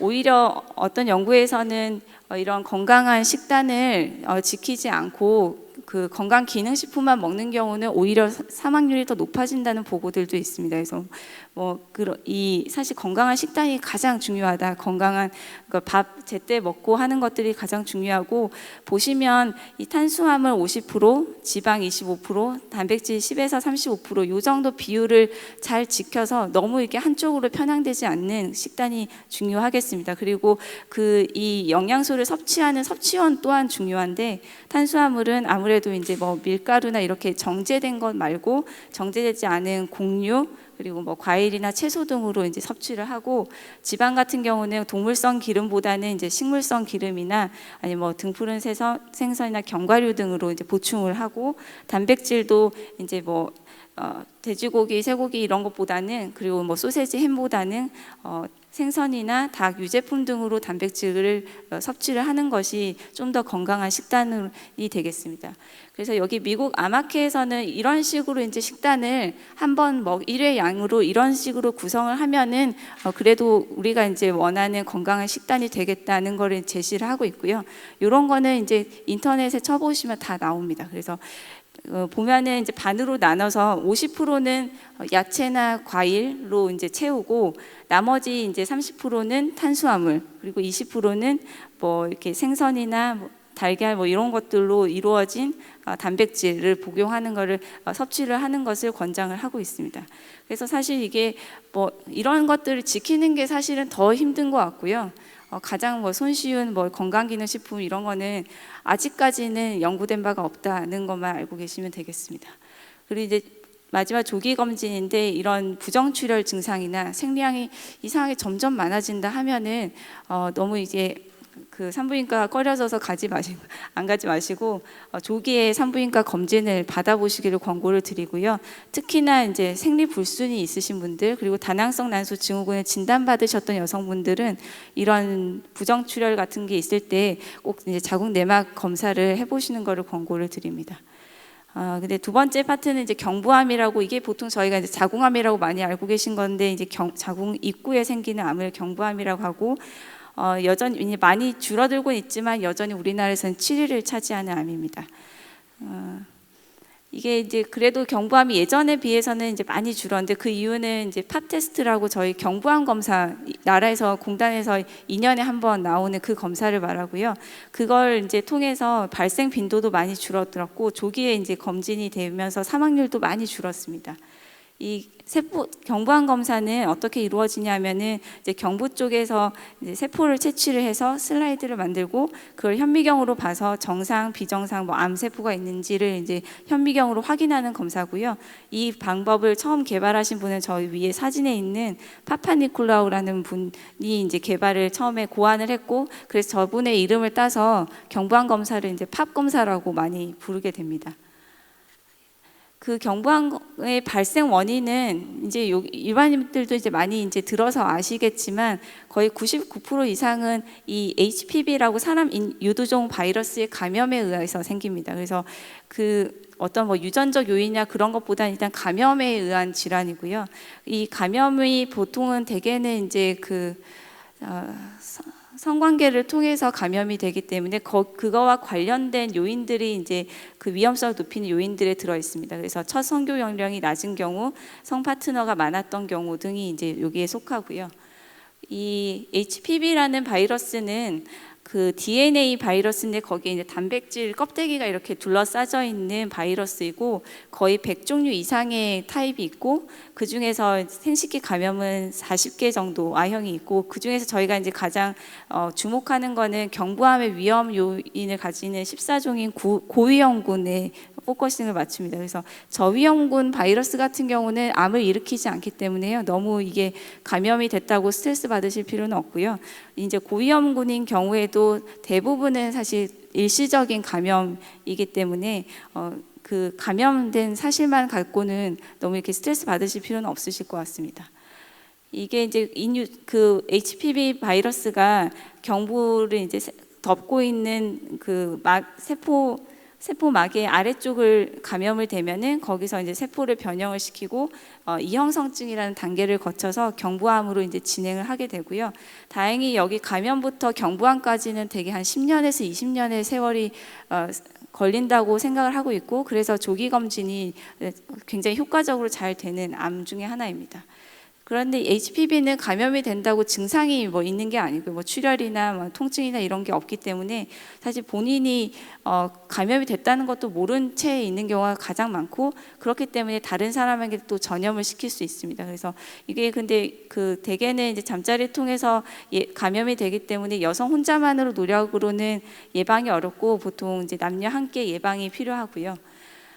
저희 나라도 보면은 굉장히 흔합니다. 그래서 그냥 전체 여성들 대상으로 검사를 해보면 3명 중에 1명은 이미 감염이 돼 있는 걸로 돼 있고 특히 젊은 여성 같은 경우 20대 같은 경우는 한 50% 정도에서 다 감염이 나옵니다. 그래서 이건 굉장히 흔한 질환이고요. 남성 같은 경우도 남성은 사실 좀 잘 검사는 안 되지만 한 20%까지도 감염률이 나옵니다. 그래서 이렇게 이제 근데 다행인 거는 이 HPV 감염이 되더라도 2년 내 80%는 대개는 자연 소멸이 되고 일부에서 이제 계속 지속 감염이 된다면 그 상피내 종양 이형성증 단계를 거쳐서 경부암으로 진행이 되게 됩니다. 그래서 초기에는 대부분 증상이 없고요. 대개는 초기에 증상이 없기 때문에 자궁 경부암 검사를 조기 검진을 꼭 하시라고 말씀을 드리는 거고 이렇게 비정상적인 질출혈이나 뭐 허리하부 통증, 배뇨통 등이 있으면 이미 좀 많이 진행되신 상태가 되겠습니다. 그래서 그 세포 검사 이상이 있으면 저희가 이제 저렇게 이제 확대경을 보고 조직 검사를 하게 되고 여기로도 애매한 경우에는 이제 원추절제술을 통해서 좀 더 이제 조직 검사를 더 자세히 하게 됩니다. 그래서 경부암도 마찬가지로 1기, 2기, 3기, 4기가 있고요. 연기는 이제 상피내암이라고 사실 요즘은 이게 암으로 치지는 않지만 그 암세포가 표면에 있는 상태를 이제 연기라고 예전에는 불렀었습니다. 그래서 수술 방법은 이게 보통은 이제 원칙적으로는 초기 수술이 가능한 상태에서는 수술을 하게 되고요. 자궁을 광범위하게 절제를 하고 주위에 림프절을 같이 절제를 하지만 아주 초기에 그 가입력을 자궁을 보존하고자 하는 분들은 이와 같이 이제 경부만 이렇게 광범위하게 자르고 자궁 그 몸체와 질을 붙이는 이런 수술도 일부에서는 시행을 하고 있습니다. 이외에 이제 그 수술한 그 조직 검사나 아니면 병기에 따라서 방사선요법과 항암 치료를 병행을 같이 하기도 합니다. 그래서 다시 보면 이제 자궁경부의 예방에 대해서 보면은 이 HPV 감염이 돼서 이형성증으로 진행이 되고 경부암으로 진행되는 데는 많은 시간이 걸리기 때문에 2단계에서 먼저 그 전암병변을 그 경부암 검사를 통해서 조기에 검진하게 된다면 경부암을 넘어가기 전에 이제 치료를 하게 되는 2차 예방의 방법이 있고요. 최근에 이제 HPV 그 예방 백신이 나왔기 때문에 1차적으로 아예 HPV 감염 단계부터 막을 수 있는 이제 길이 열리게 되었습니다. 그래서 예전에는 경부암 예방 백신이라고 그랬는데 사실 이거 말은 좀 맞지는 않고요. 경부암을 예방한다기보다는 경부암을 일으키는 그 HPV 감염을 예방한다는 걸로 그런 백신입니다. 그래서 잠깐 일단 조기 검진에 대해서 먼저 말씀을 드리면 저희 이제 부인종양 산부인과 학회에서는 그 조기 검진 이제 권고안을 이제 배포를 하고 있는데요. 20세 이상의 성경험이 있는 여성 모든 여성은 조기 검진을 받도록 권고를 하고 있고 그 간격은 일단 우리나라는 아직 그 외국보다는 경부암 발생률이 높기 때문에 1년 간격 검사를 권유를 하고 있고 중요한 것은 백신을 시행받은 여부와 관계없이 매년 하실 것을 권고를 하고 있습니다. 그리고 이전에 뭐 그 이형성증을 진단해 봐서 뭐 치료를 받으셨던 분들은 그 한 20년 이상은 그 선별 검사를 지속을 하도록 권고를 하고 있습니다. 그래서 이상이 있으면 이렇게 이제 질 확대경 검사를 하고 조직 검사를 하게 되고요. 그 저희가 이형성증 2단계부터 상피내암 요 단계에서는 자궁경부를 동그랗게 도려내는 원추절제술을 시행을 하게 되고 가입력을 보존을 위해서 아주 초기 자궁경부암 때도 저렇게 선택적으로 시행을 할 수 있습니다. 근데 문제는 이게 대략 한 2배 정도 조산 위험성이 증가하기 때문에 이런 이제 방법이나 얼마나 깊이 이제 수술을 할지에 대해서는 이제 담당 의사 선생님이랑 상의를 하시면 되고요. HPV 예방 백신은 이건 이제 바이러스가 아니고 아까 그 바이러스를 둘러싸고 있는 껍데기, 단백질 껍데기 모양을 유전자 재조합을 통해서 이제 만들어서 모양을 비슷하게 만들어서 그걸 이제 몸이 주사를 했을 때 몸이 이게 바이러스라고 인식을 하게 되고 거기에 항체를 만들게 하는 그런 백신입니다. 그렇기 때문에 이걸 맞는다고 본인이 감염이 되는 건 아니고요. 생백신은 아니기 때문에 감염 위험은 전혀 없고 그래서 총 이게 바이러스가 최근에 시중에 나온 게 3가지 정도 종류가 있는데 거의 공이 6개월 동안 총 3차례에 걸쳐서 예방접종을 시행을 하게 됩니다. 그리고 이것은 거의 그 비형 간염 백신이랑 비슷하게 일단 이렇게 한번 3차례에 걸쳐서 접종을 하면 추가로 부스터 뭐 이렇게 더 추가 접종은 필요 없는 것으로 일단 알려져 있습니다. 그래서 백신 접종에 대해서 좀 자주 물어보시는 거는 백신을 그럼 맞기 전에 뭐 바이러스 감염이 되는지 뭐 검사를 해야 되나요? 하는데 되게 이 백신이 커버하는 타입이 여러 개이기 때문에 그걸 다 감염되어 있는 사람은 거의 없거든요. 그래서 하나에 감염이 돼 있더라도 다른 타입에 대해서 예방 효과가 있어서 그럴 필요는 없고요. 백신은 보통 이제 독감 예방 백신처럼 이렇게 팔에 맞게 되고 접종해서는 안 되는 경우는 거의 없지만 임산부 같은 경우는 기본적으로 일단 접종 후에 내가 임신인 걸 알아도 뭐 이렇게 이게 사백신이기 때문에 크게 영향은 없고 하지만은 임신이면은 나머지는 이제 분만 이후에 2차, 3차는 맞는 것으로 되어 있습니다. 그리고 접종 시기를 놓치면 대개 1년 이내에 3번 맞으면은 크게 효과는 차이가 없기 때문에 그냥 나중에 놓쳐도 나중에 이어서 맞으라고 되어 있고요. 이미 감염되어 있는 사람도 치료 목적은 아니지만 이후에 이제 그 HPV가 없어진 다음에 재감염을 막을 수 있기 때문에 효과가 있다고 볼 수 있겠습니다. 그리고 남자도 지금 허가 사항에 들어 있고요. 사실 이론상으로는 여자 남자 모두 같이 맞아야 이제 이 경부암의 위험성이 그러니까 훨씬 낮아질 것으로 예상이 되고 있고, 그래서 우리나라에서도 9세에서 26세 남성에서는 접종이 가능하도록 승인이 되어 있습니다. 그래서 이제 마지막으로 요약을 해드리면, 자궁 내막암 같은 경우는 에스트로겐 과잉에 의해서 생기는 것이고, 그 과잉에 이제 영향을 주는 것은 비만이나 배란 장애 등이 있고요.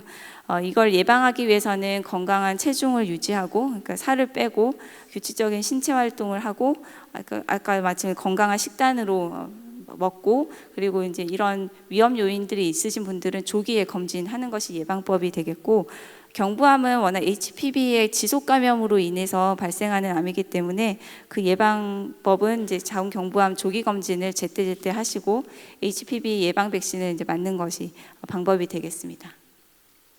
감사합니다.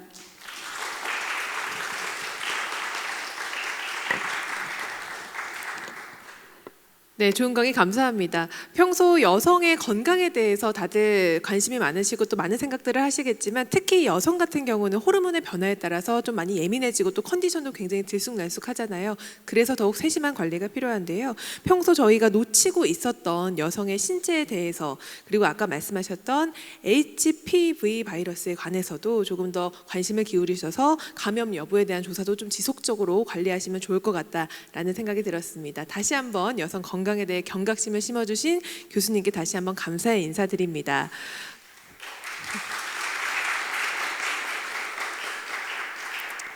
네, 벌써 시간이 많이 흘렀는데요. 잠시 휴식 시간을 좀 갖도록 하겠습니다. 약 10분간 휴식 시간을 가진 후에 다시 이곳으로 와주시면 되겠는데요.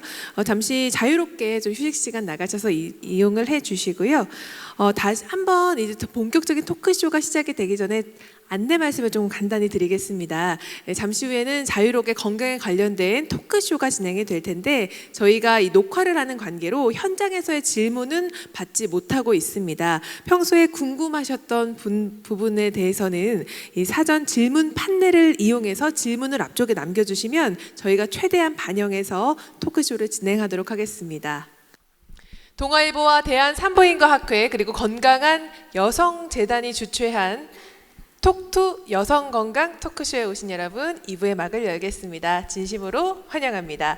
궁금하셨던 질문들을 모아서 자유롭게 이야기해보는 알찬 시간이 되실 것 같은데요. 아마 1부 때보다도 더욱더 흥미로운 시간이 되실 것 같습니다. 바로 시작을 해보도록 할 텐데요. 먼저 동아일보 이진한 의학 전문 기자의 진행으로 열띤 강연을 펼쳐주셨던 김미란 교수님 그리고 김미경 교수님을 모시겠습니다. 특히 또 새로운 한 분을 더 모시고 저희가 진행을 해보도록 할 텐데요. 이대 서울병원 중산부인과 교수님을 모시고 토크 콘서트의 문을 활짝 열어보도록 하겠습니다. 여러분 큰 박수 부탁드립니다.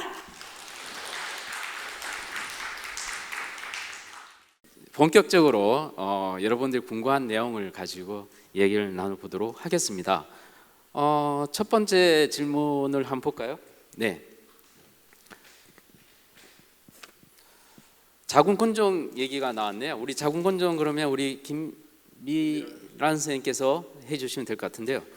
자, 자궁근종이 발견돼서 수술을 권유받은 사람이 아직 수술을 안 하셨네요. 그래서 아직 출산 전인데 임신인지는 모르겠고 출산 전이니까 임신을 하신 분이군요.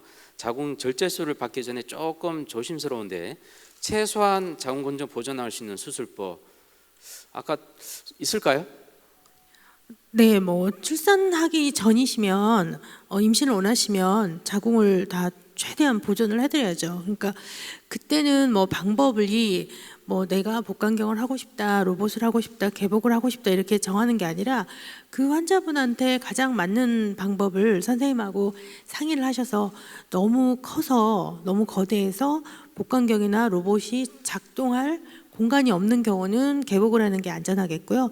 또 간단한 경우는 복강경을 할 수도 있고 또 조금 어려운 경우는 개복 수술과 같은 효과를 얻을 수 있는 로봇을 할 수도 있겠습니다. 근데 약간 제가 이제 전에 모체 태아의학회하고 또 그러니까 그러니까 산모와 아기들 봐주는 그런 학회들 선생님들이 또 자궁 근종 절제 수술을 했을 때 나중에 이제 임신해가지고 또 자궁이 뭐 파열이 되거나 그런 게 굉장히 드물지만 없지는 않거든요. 그러니까 그때는 굉장히 섬세하게 자궁 근종 절제 수술을 잘 할 수 있는 선생님께 하시는 게 좋겠고요.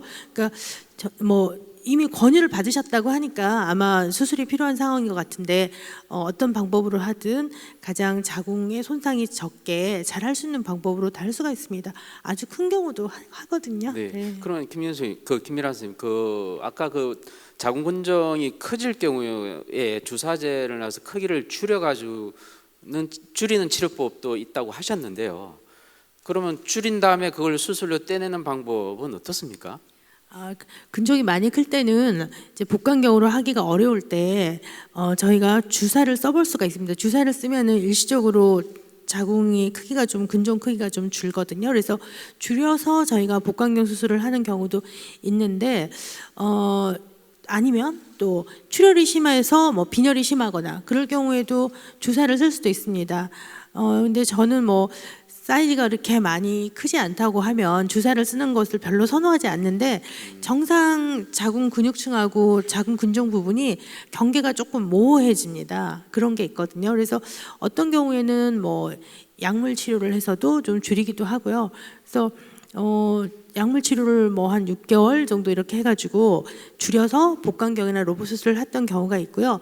그렇게 6개월 정도 약물 치료를 하는 경우에는 여성 호르몬이 다운이 되니까 갱년기 증상이 있을 수 있거든요. 그래서 호르몬 요법을 이렇게 조금 해주면 저희가 이제 에드백 세라피라고 하거든요. 조금 해주면은 괜찮습니다. 그래서 그 약물 치료할 때 너무 힘든 거 그냥 참지 마시고 조금 에드백 세라피 해서 한 뭐 6개월 정도 해서 할 수도 있습니다. 네네. 수술을 이제 좀 작게 범위를 할 수 있죠.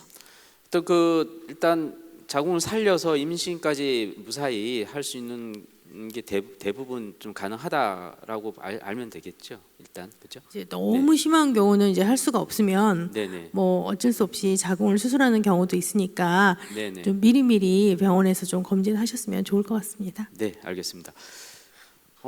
인기 많으세요. 또 질문 들어왔는데요. 네, 오늘 강연에서 로봇 수술에 대한 이야기를 들을 수 있었다고 했는데 일반 절제술하고 로봇 수술의 흉터 크기나 차이 얼마 될까요? 라고 돼 있는데 아마 일반 절제술이면 요즘 많이 하는 복강경일 것 같은데요. 복강경 수술 네네. 말씀하시는 것 같은데요. 네네. 구멍 흉터는 비슷합니다. 비슷한데 이제 제가 아까도 말씀드렸던 것처럼 간단한 것은 복강경으로 하지만 이제 복잡해서 개복해야 되는 정도의 뭐 그런 것들을 보통 이제 로봇으로 많이 하는데요. 그러니까 뭐 겉의 흉터도 중요하지만 저는 안에 자궁이 얼마나 좋은 상태로 가는가 그게 중요한 것 같거든요. 그러니까 뭐 간단한 건 복강경으로도 할 수 있습니다. 흉터는 같은데 이제 로봇 수술 같은 경우는 이 로봇이 장착이 돼 있어서 이 복강경에 있는 이 뚫는 그 자리가 고정이 돼 있거든요. 근데 저희가 이제 복강경을 하면 사람이 이렇게 막 하기 때문에 이렇게 왔다 갔다 조금 하는 편이라서 구멍, 작은 절개창의 통증은 뭐 로봇이 좀 덜하지 않나 그런 생각은 하고 있지만 뭐 거기에 대해서 연구를 해보지는 않았습니다. 예, 주웅 선생님이 코멘트. 네네. 주웅 선생 가만히 있지 않는군요. 역시. 간략히 말씀드리면 이제 로봇 수술하고 복강경 수술이 우리가 눈에 보이는 이 피부의 흉터는 똑같지만 뱃속의 자궁의 흉터는 다르다는 거죠. 자궁의 흉터는 로봇으로 하면 좀 더 매끄럽고 흉터가 잘 없고 복강경은 그보다는 그렇게 세밀하게는 못하니까 자궁의 흉터는 더 있습니다. 맞죠? 근데 우리가 눈에 보는 흉터는 똑같습니다. 네. 눈에 보이지 않는 것까지 섬세하게 설명해 주셔서 일단 주홍 선생님 일단 등장하셨으니까 내가 궁금한 걸 좀 자유롭게 좀 물어보겠습니다. 요즘 사실 자궁 경부암 이런 얘기 하다 보면 언론에서 많이 떠들거든요. 이게 이제 성병이다라고 뭐 합니다. 그래서 야 이게 남자의 문제냐 뭐 여자의 문제냐 이 헷갈릴 때가 많거든요. 실제로 그런 질문을 했을 때 어떻게 대답하시나요? 보통 이제 분위기를 봐서 얘기를 하는데요. 네. 이제 이 인유두종 바이러스 HPV 이게 아주 굉장히 안 좋은 특징이 뭐냐면 여자한테만 문제를 많이 일으키고 남자한테는 잘 문제가 없어요. 남자는 뭐 물론 남자한테도 음경암, 생기는 암이나 항문암 이거를 일으킨다고 돼 있지만 이 빈도는 굉장히 낮거든요. 한 10만 명에 한두 명 이렇게 되는데 근데 여성들은 이게 감염되면 이형증이나 뭐 암이 생겨서 여자한테 굉장히 불리하죠. 그리고 검사하는 방법도 여성들이 있는데 남자는 검사법이 없습니다. 그래서 이제 이 질문에 대한 답은 여성들은 주의를 많이 기울이는데 남성들은 뭐 내일 아니다 이런 생각으로 주의를 안 기울인단 말이죠. 그래서 남성의 책임이 더 크다.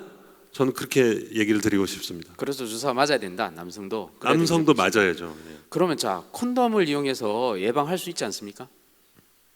콘돔으로 100% 예방이 안 됩니다. 그러니까 예방이 안 콘돔을 됩니까? 이용해도 우리가 이제 20년 전인가요? 에이즈라는 게 우리한테 처음 왔을 때 이제 에이즈를 예방하려면 콘돔을 사용합시다.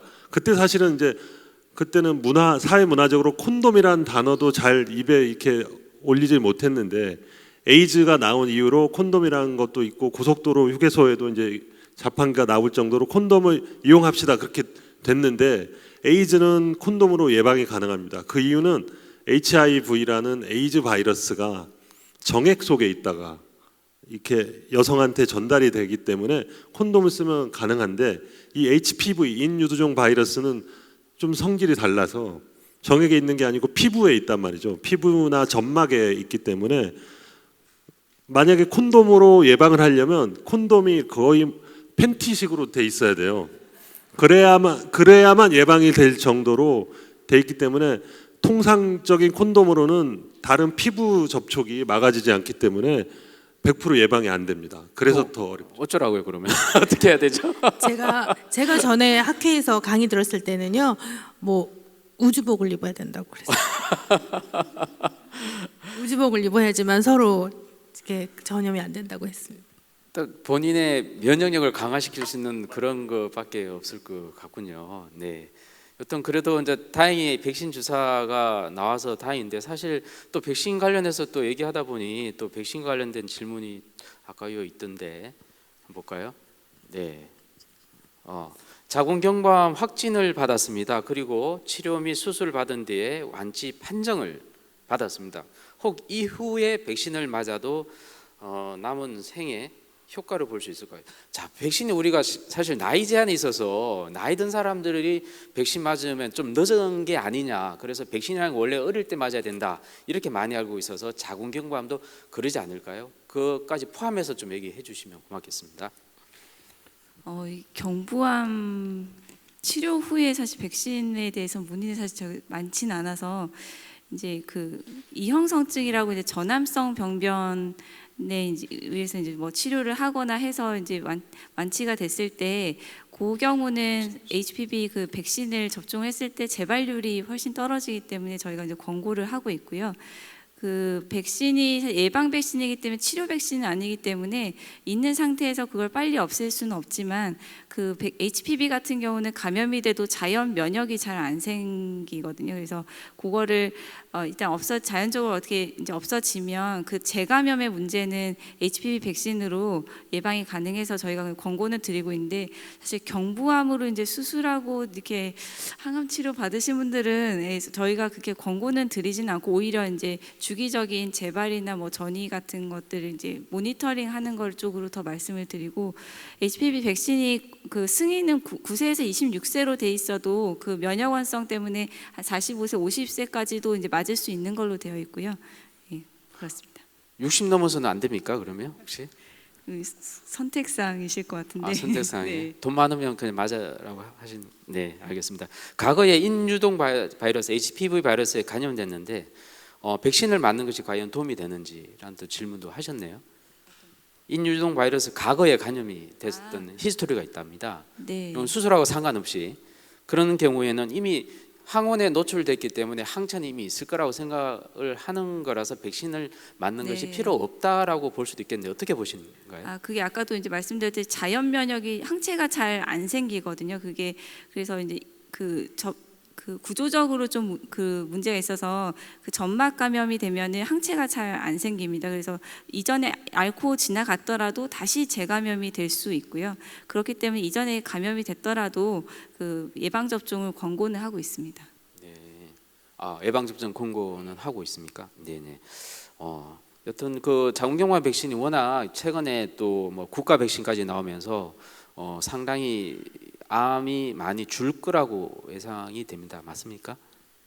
이미 그 국가적으로 이렇게 애들을 접종을 시켜주는 호주나 이런 데서는 이제 그 경부암의 발생 빈도가 떨어지는 것이 이제 벌써 보이고 있고요. 네네. 그래도 한 가지 꼭 아셔야 되는 거는 그 백신이 100% 예방은 못 하고 있거든요. 그 경부암을 일으키는 타입이 워낙 다양하고 14가지 정도 있는데 현재까지는 7가지까지 커버를 할 수 있어서 백신을 난다고 내가 이제 아예 암이 안 걸릴 것이다 해서 조기 검진을 안 하시는 게 더 위험할 것 같고 맞으시되 이제 조기 검진도 같이 병행을 하시는 것이 중요하겠습니다. 그 아까 로봇 수술 얘기할 때 로봇 수술이 현재는 비보험이지 않습니까, 김민아 선생님? 근데 그 비보험이 만약에 보험이 되고 앞으로 이게 좀 그러면 많이 사실은 그쪽 트렌드로 많이 갈 가능성도 있을 것 같은데 어떻게 보시나요? 당연히 그렇겠죠. 아, 그렇습니까? 예, 지금은 로봇 수술이 장점이 다 많은데 가장 어려운 게 이제 비용이 고비용이라는 게 문제입니다. 그래도 나라에서 인정 비급여로 해서 수술은 할 수 있게 해줬고 나머지 입원이나 뭐 마취 이런 약물 이런 것들은 다 보험이 되기 때문에 이제 수술비 그 자체만 이제 비급여로 되어 있습니다. 이 실손보험 안 되나요, 혹시? 많은 환자분들이 실손보험으로 커버를 많이 받고 있어서 참 좋은 보험이다 이러는 거를 저는 없거든요. 그래서 그런 생각을 하는데 이제 저한테 선생님 이거 실손보험 받을 수 있나요?라고 물어보는데 보험이 너무 다양하잖아요. 그러니까 그거는 보험사에 물어보시면 설명을 해주실 것 같아요. 왜냐하면 저는 보험에 대해서는 제가 잘 모르니까. 근데 많은 경우 실손보험에서 근데 그게 좀 퍼센트가 있는 것 같더라고요, 보험에 따라서. 근데 보시면 뭐 실손보험에서 많이 커버가 됐다 해서 실손보험 회사들이 좀 걱정을 제가 거기까지는 안 해도 되겠죠? 네, 알겠습니다. 그럼 마이크 든 김에 계속 드세요. 네, 하나 더 질문드릴게요. 거대 근종, 아까 자궁 근종 얘기하셨잖아요. 근데 자궁 근종이 거대 근종이라고 있습니까? 이게 엄청나게 크다는 뭐 의미 같은데 이 거대 근종도 제거가 쉽게 가능한가요? 뭐 그런데 이게 근종이 크다고 하면 흉터도 또 커질까봐 또 걱정하시네요. 네, 그러니까 거대 근종이 뭐 몇 센치 이상이면 거대 근종이다 이렇게 돼 있지는 않고요. 저희도 진단명에 거대 근종 진단명이 있어요. 휴지 레이오마이오마. 그런데 이제 뭐 많이 크다 뭐 그런 정도 되겠는데 큰 경우도 이제 저희가 그럴 때는 뭐 어쩔 수 없이 개복을 해야 되는데 이제 개복을 세로로 절개하면 계속 너무 상처가 보기 싫으니까 이제 옆으로 절개해서 이렇게 잘라서 빼기도 하고요. 저는 뭐 9.8kg가 제일 컸고요. 9.8kg면 아기가 3명, 네. 쌍둥이 쌍둥이네. 그냥 네. 살찐다고 그렇게만 아셨다고 해요. 계속 왜 살찌느냐. 그래서 자기 왜 살찌느냐고. 그런데 누가 봐도 인부복을 입고 오셨어요. 맞는 옷이 없어서. 그래서 뭐 제일 큰 거는 그렇고요. 전 세계적으로는 30kg도 있다고 30kg 요? 했으니. 예.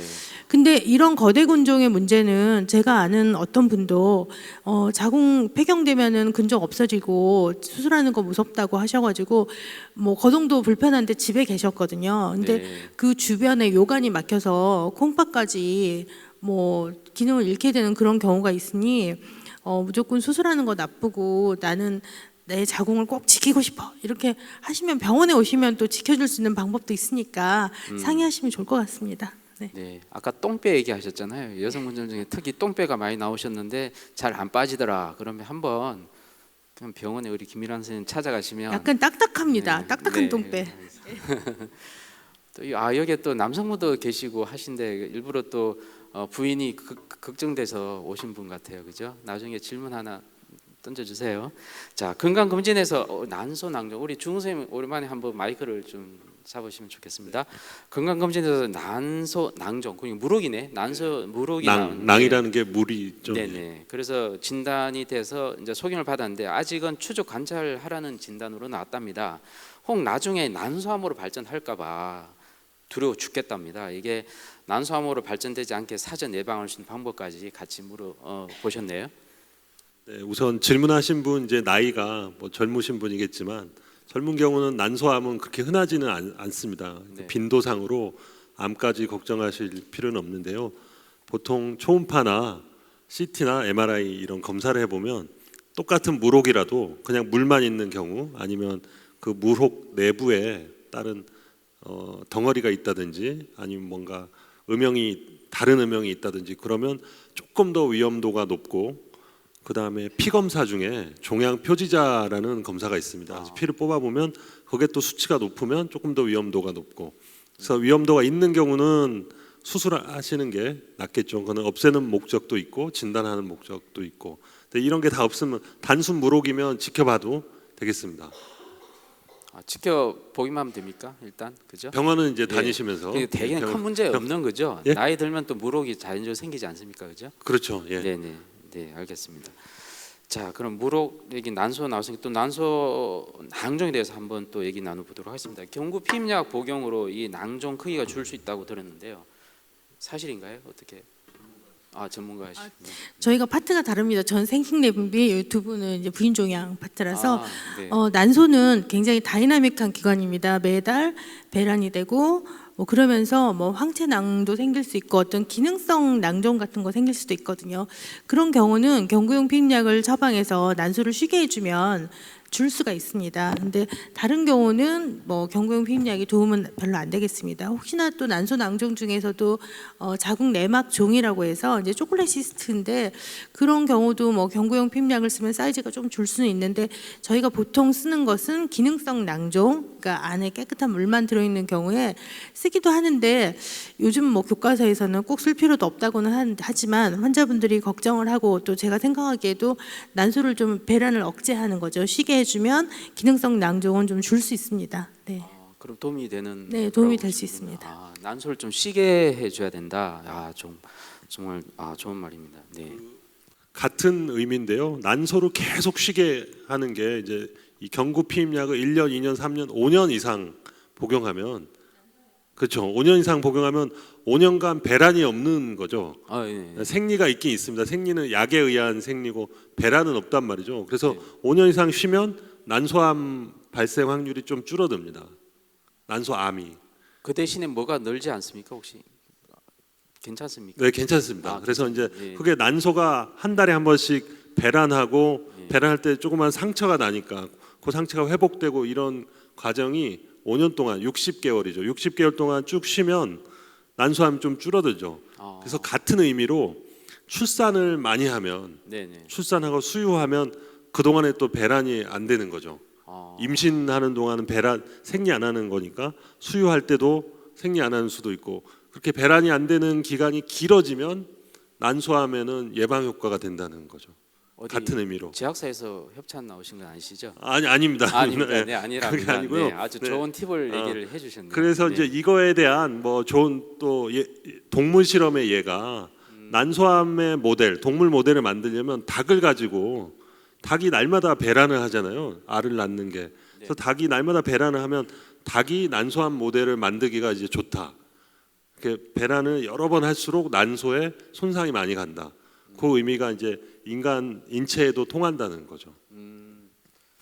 네, 그래서 난소를 보존하기 위해서 냉동 보존 이런 것도 요즘 최근에 젊은 분들 일부러 많이 하는 것 같습니다. 건강한 난소를 오래 보존하기 위해서. 자, 이게 또 수술 후 관리에 대한 또 질문도 있었는데요. 이게 자궁경부암 수술 뒤에 주의하면 좋은 점에 대해서 듣고 싶다고 했습니다.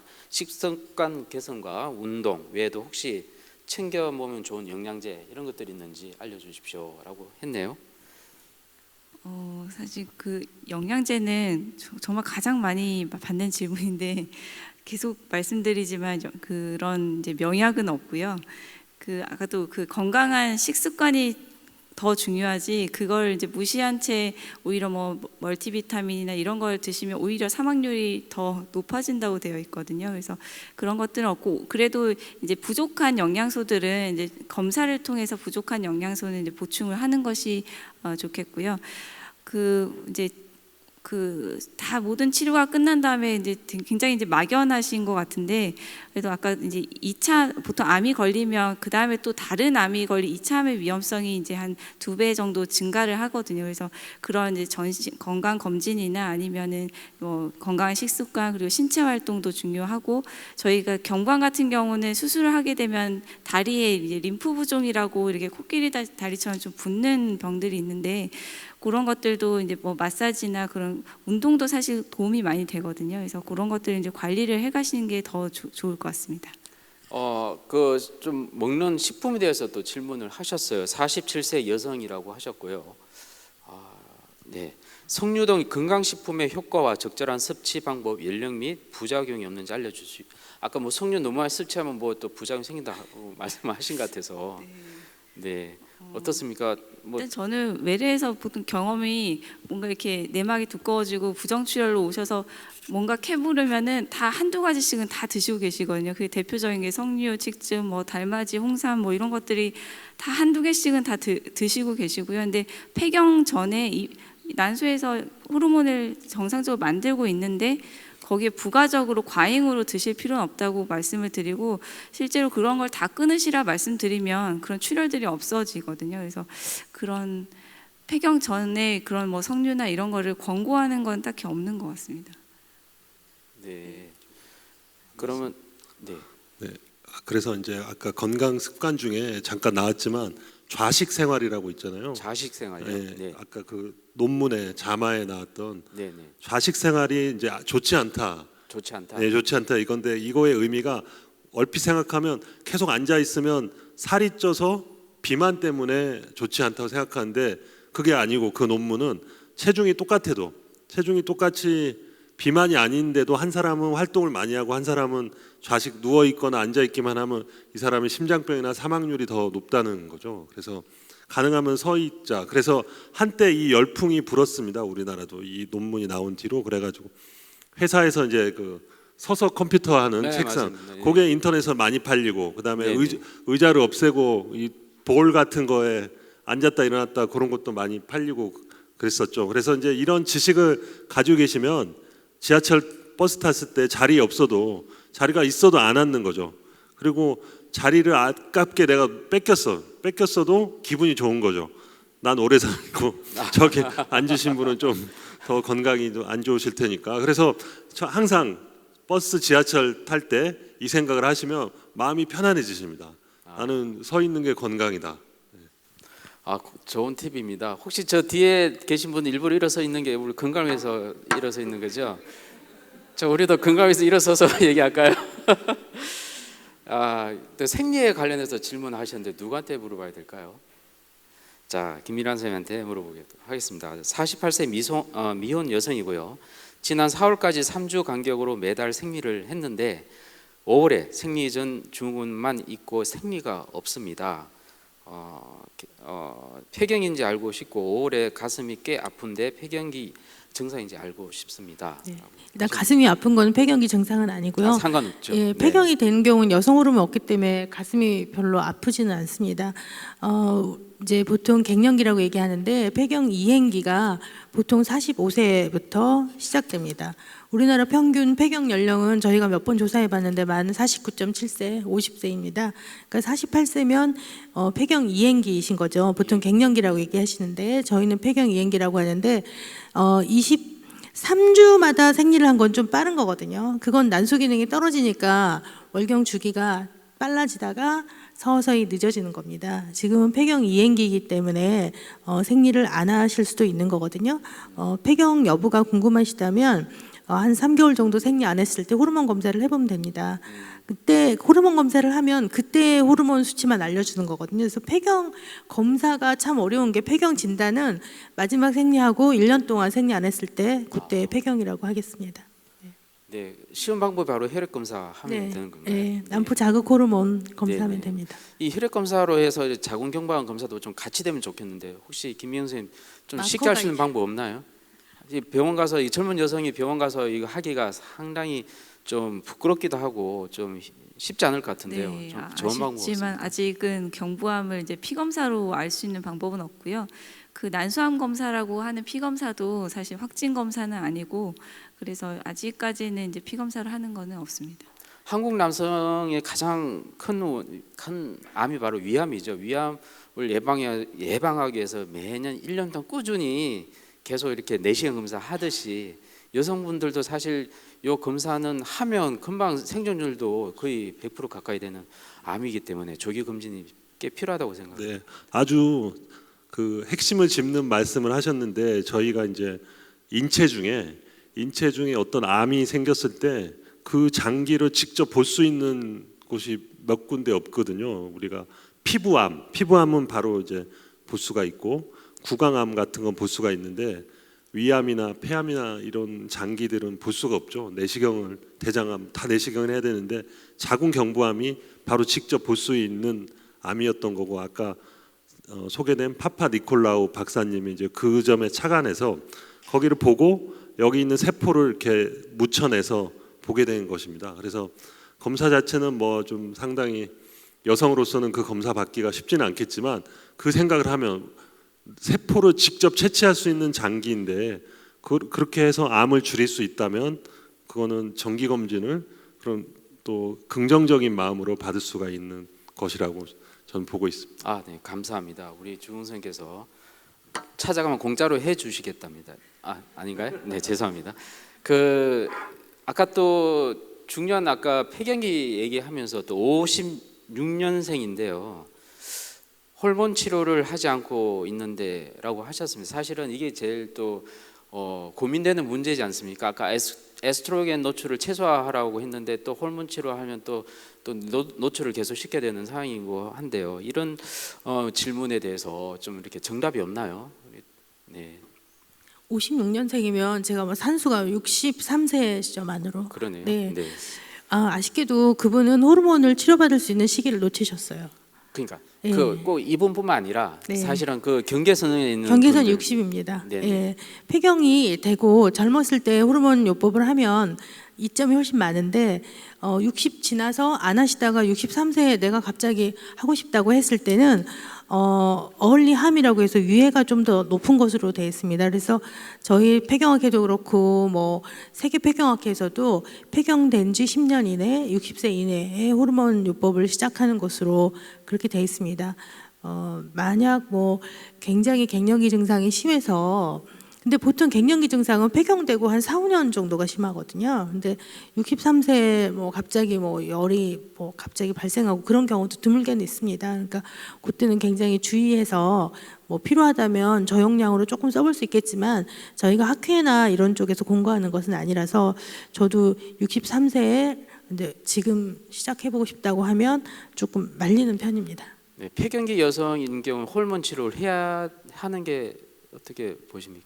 그러니까 환자마다 득실을 따져서 해야 되는데요. 네네. 갱년기 증상, 폐경 증상이 심해서 뭐 삶의 질을 뭐 위협하는 그런 증상이 있을 때는 하는 것이 훨씬 더 이점이 많습니다. 그리고 폐경이 되면 골밀도가 또 급속히 떨어지거든요. 그러니까 폐경될 때 내 골밀도가 어느 정도인지 가끔 뭐 은행에 잔고 측정해 보시잖아요. 잔고가 얼마 있는지.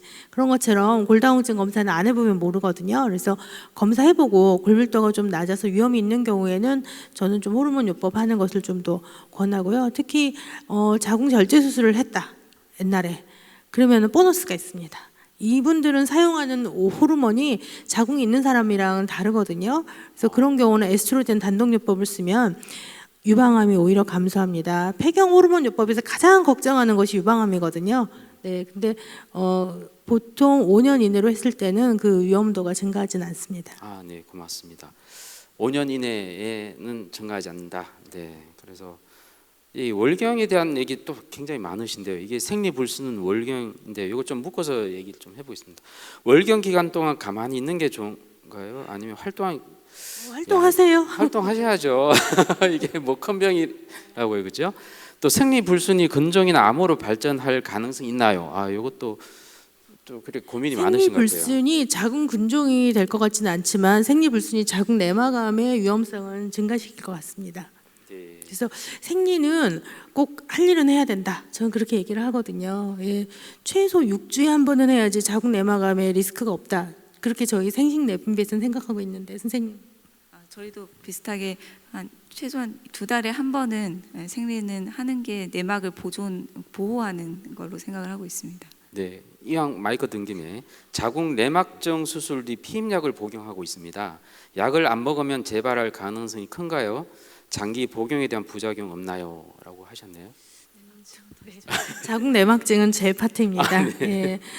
자궁 내막증은 수술한 다음에도 계속 재발하는 것으로 알려져 있습니다. 왜냐하면 생리할 때 생리혈이 역류되면서 자궁 내막 조직이 역류가 되기 때문에 다시 착상이 되거든요. 1년에 10%, 5년에 50% 재발하는 것으로 되어 있습니다. 아까 주 선생님 말하셨던 것처럼 경구용 피임약 오래 먹으면 난소암도 예방하는데 자궁 내막암의 재발도 막을 수 있습니다. 그래서 환자분이 경구용 피임약을 드실 수 없는 어떠한 그런 그 컨트라 인디케이션이 뭐죠? 부적응증이 네, 부적응증이 없는 경우에 그러니까 흡연하시는 경우 그러니까 그런 경우가 없는 경우에는 경구용 피임약을 계속 드셔도 부작용을 크게 걱정하시지 않으셔도 될 것 같습니다. 여기 또 고민 많을 것 같아요. 자궁 쪽 질환이 혹시 딸아이까지 영향을 미칠까요? 유전이라든지라고 하셨는데 사실 어떻게 정리를 하면 될까요? 제가 유전적인 얘기도 했고 1촌 이내에 있으면은 리스크가 높다 이렇게 돼 있는데 정확하게 어떤 유전자가 있어서 어떻게 이렇게 되는지에 대해서는 알려져 있는 것도 있고 안 알려져 있는 경우도 있습니다. 그래서 어머니께서 자궁 관련 질환이 있으셔서 따님이 걱정이 되신다면 조금 일찍 정기 검진을 하시는 게 좋다고 생각이 됩니다. 네, 여기 계속 그 암에 대한 예방법인 자궁 근종의 예방법 또는 실생활 속에서 지켜야 할 사항이 어떤 것이 있나요라고 하셨는데 아까 운동하고 그런 좀 일반적인 얘기 말고 좀 나름 비법을 좀 얘기해 주시면 자궁 근종의 예방법이요? 네네. 네, 자궁 근종의 예방법으로 알려져 있는 것은 사실은 없는데요. 여러 가지 얘기를 한 거는 역학조사의 얘기거든요. 운동을 더 많이 했더니 이 사람들이 좀 더 덜하더라. 또 채식을 더 많이 했더니 이 사람들이 좀 덜 생기더라. 그런 것들은 이제 역학조사라는 거는 근종 있는 사람, 없는 사람 이렇게 해가지고 비교를 해본 거거든요. 그러니까 근데 제가 요즘 조금 이거는 최신 지견입니다. 제가 요즘 좀 말씀드리는 거는 미국 학회에 가 보니까 자궁 근종 환자한테 주는 아까 선생님이 어떤 보조제 그런 거 별로 소용이 없다고 했는데 녹차하고 비타민 D로 돼 있는 것을 이렇게 시판을 하고 있었습니다. 어느 정도 에비던스도 있고 해가지고요. 그래서 제가 요즘 저희 환자분들한테는 조금 팁으로 녹차도 좀 드시고 비타민 D 좀 드시고 운동하시고 그리고 음주는 나쁩니다. 음주는 절대 안 할 수는 없겠죠. 적절하게 그렇지만 줄이시고 햄이나 붉은 육류 이런 거는 줄이시고 그렇게 말씀드리고 있습니다. 항상 먹거리 이렇게 관심 많으시잖아요. 네, 중요하죠. 그 남편이 언론이신데 술 잘 안 드시나요? 네, 요즘은 체력이 안 돼서 많이 못 하신다고 하시더라고요. 네, 알겠습니다. 자, 이것도 사실은 좋은 질문인 것 같아요. 제 같은 경우는 환자 입장에서 정상 없는 자궁 근종, 정상 없는 자궁 내막증 치료는 언제쯤 해야 되나라고 하셨네요. 되게 그 사이에 다른 여러 가지 민간요법도 많이 하거든요. 사실은 이런 게 애매모호할 때. 증상이 없는 자궁 근종은 저희가 별로 치료의 적응증으로 생각하지는 않습니다. 그런데 환자분들이 이제 증상을 월경 과다라든지 생리통 꼭 그렇게 얘기하는데 이제 무증상인데도 굉장히 사이즈가 크면서도 저는 아무 증상이 없어요라고 하시거든요. 복부에 만져지는 커다란 종괴 증상입니다. 네. 그리고 자궁 내막증은 요즘은 이제 전에는 자궁 내막증은 수술 복강경으로 진단하는 것으로 돼 있기 때문에 다 복강경을 해서 진단을 하자 이렇게 돼 있는데 이걸 수술하고 나면은 재발률이 워낙 높기 때문에 요즘 저희는 이제 수술을 이제 계획을 세워서 하자. 일단 약물 치료를 좀 하고 임신을 원할 때 그러니까 일생에 한 번 수술을 계획을 세워서 하자라고 하는 조금 추세로 조금 바뀌고 있어서 어떤 선생님들이 이제 저한테 의뢰를 해주셨는데 제가 수술을 바로 안 해주면 왜 수술을 안 하지 이렇게 하는 경우도 있는데 조금 트렌드가 바뀌고 있습니다. 네. 그러면 이게 자궁 근종이 있으면 꼭 제거해야 하나요?에서 선생님께서는 아닐 되게 한 몇 수도 센치 있습니다. 정도일 때 제거하는 게 낫냐? 위치에 따라서 위치에 다릅니다. 따라 예, 다르니까. 증상을 유발할 때 그리고 이것이 불임의 원인이 될 때 네. 주변 장기를 눌렀을 때 네네. 네. 이 로봇 수술 세 분 중에 누가 하시나요? 로봇 수술은? 주용 선생님도 하시고 저도 아, 하시고 선생님도 그러면요. 하시고 예. 로봇 예. 수술에서 로봇이 혼자 하지 않는다고 하는데 각자 수술은 어디까지 담당하는지 혹시 얘기해 줄 수 있나요? 처음부터 끝까지 다 하시나요? 아니면 로봇이요? 네. 혼자 하지는 않죠? 로봇이 혼자는 절대 하지 않습니다. 혼자서 예. 하지는 않는답니다. 일단은요, 저희가 그 로봇의 콘솔이라고 있는데 거기에다 이렇게 머리를 들이밀어야지 여기 센서가 있거든요. 거북목을 만들어야 로봇이 스타트합니다. 여기서 머리를 떼면 바로 스톱합니다. 아, 저희가 쓰는 로봇은 로봇 청소기만도 못하는 거죠. 로봇 청소기는 혼자서 하는데 저희 거는 이제 로봇 팔만 있는 거죠. 로봇 네. 팔만 있고 이거를 이제 수술 집도의가 로봇 팔을 조종하는 거니까. 네네. 네. 혼자서는 뭐 아무것도 못합니다. 네. 야, 그 수술 뒤 이게 DIM이나 파이브로 디펜스라는 게 아마 로션 같은데 이게 아니 뭔가 이게 복용하는 게 어떨까요라는 질문이 왔네요. 이게 혹시 좀 해석을 해주시면 좋을 것 같은데. 파이브로 디펜스면은 파이브 디펜스는 DIM. 이거 혹시 누가 질문하셨죠? 손 한번. 네. 잘 모르겠어요. 그 용어만 봐서 파이브로가 이제 자궁 근종을 뜻하는 것 같고 디펜스는 그거를 막겠다는 네네. 외국에서 하신 거예요. 약인데 그게 네. 뭐 FDA나 KFDA에서 만약에 거기에 통과됐으면 저희가 이제 들어봤을 텐데 네네. 못 들어본 것이라 네. 통과가 안 된 것 같고요. 이제 시간이 많이 지나서 아까 네. 건강 식단 보셨잖아요. 접시 그게 이제 저는 그게 중요하다고 생각하는데 그거를 반을 잘라서 이 반을 과일, 채소를 반 드시고 나머지는 탄수화물, 단백질 드시라고 돼 있는데 자세히 보면 채소가 더 많고 과일은 좀 적거든요. 그래서 마지막으로 제가 강조드리고 싶은 거는 과일을 많이 드시면 안 된다는 거죠. 채소는 많이 드셔도 되는데 과일을 많이 드시면 그것도 이제 과당이라는 당 성분이 있어서 비만이 또 올 수가 있다. 그래서 그 접시 좀 기억해 주시라고. 네. 지금 시간만 좀 남았으면 우리 남성분 4분 계셔서 질문을 꼭 받고 싶었는데 이게 좀 아쉽네. 여튼 그 시간 관계상 오늘 요 정도로 해서 마감을 하고요. 우리 주홍쌤과 김미란, 김미경 쌤 오늘 나오셔서 좋은 답변 감사합니다.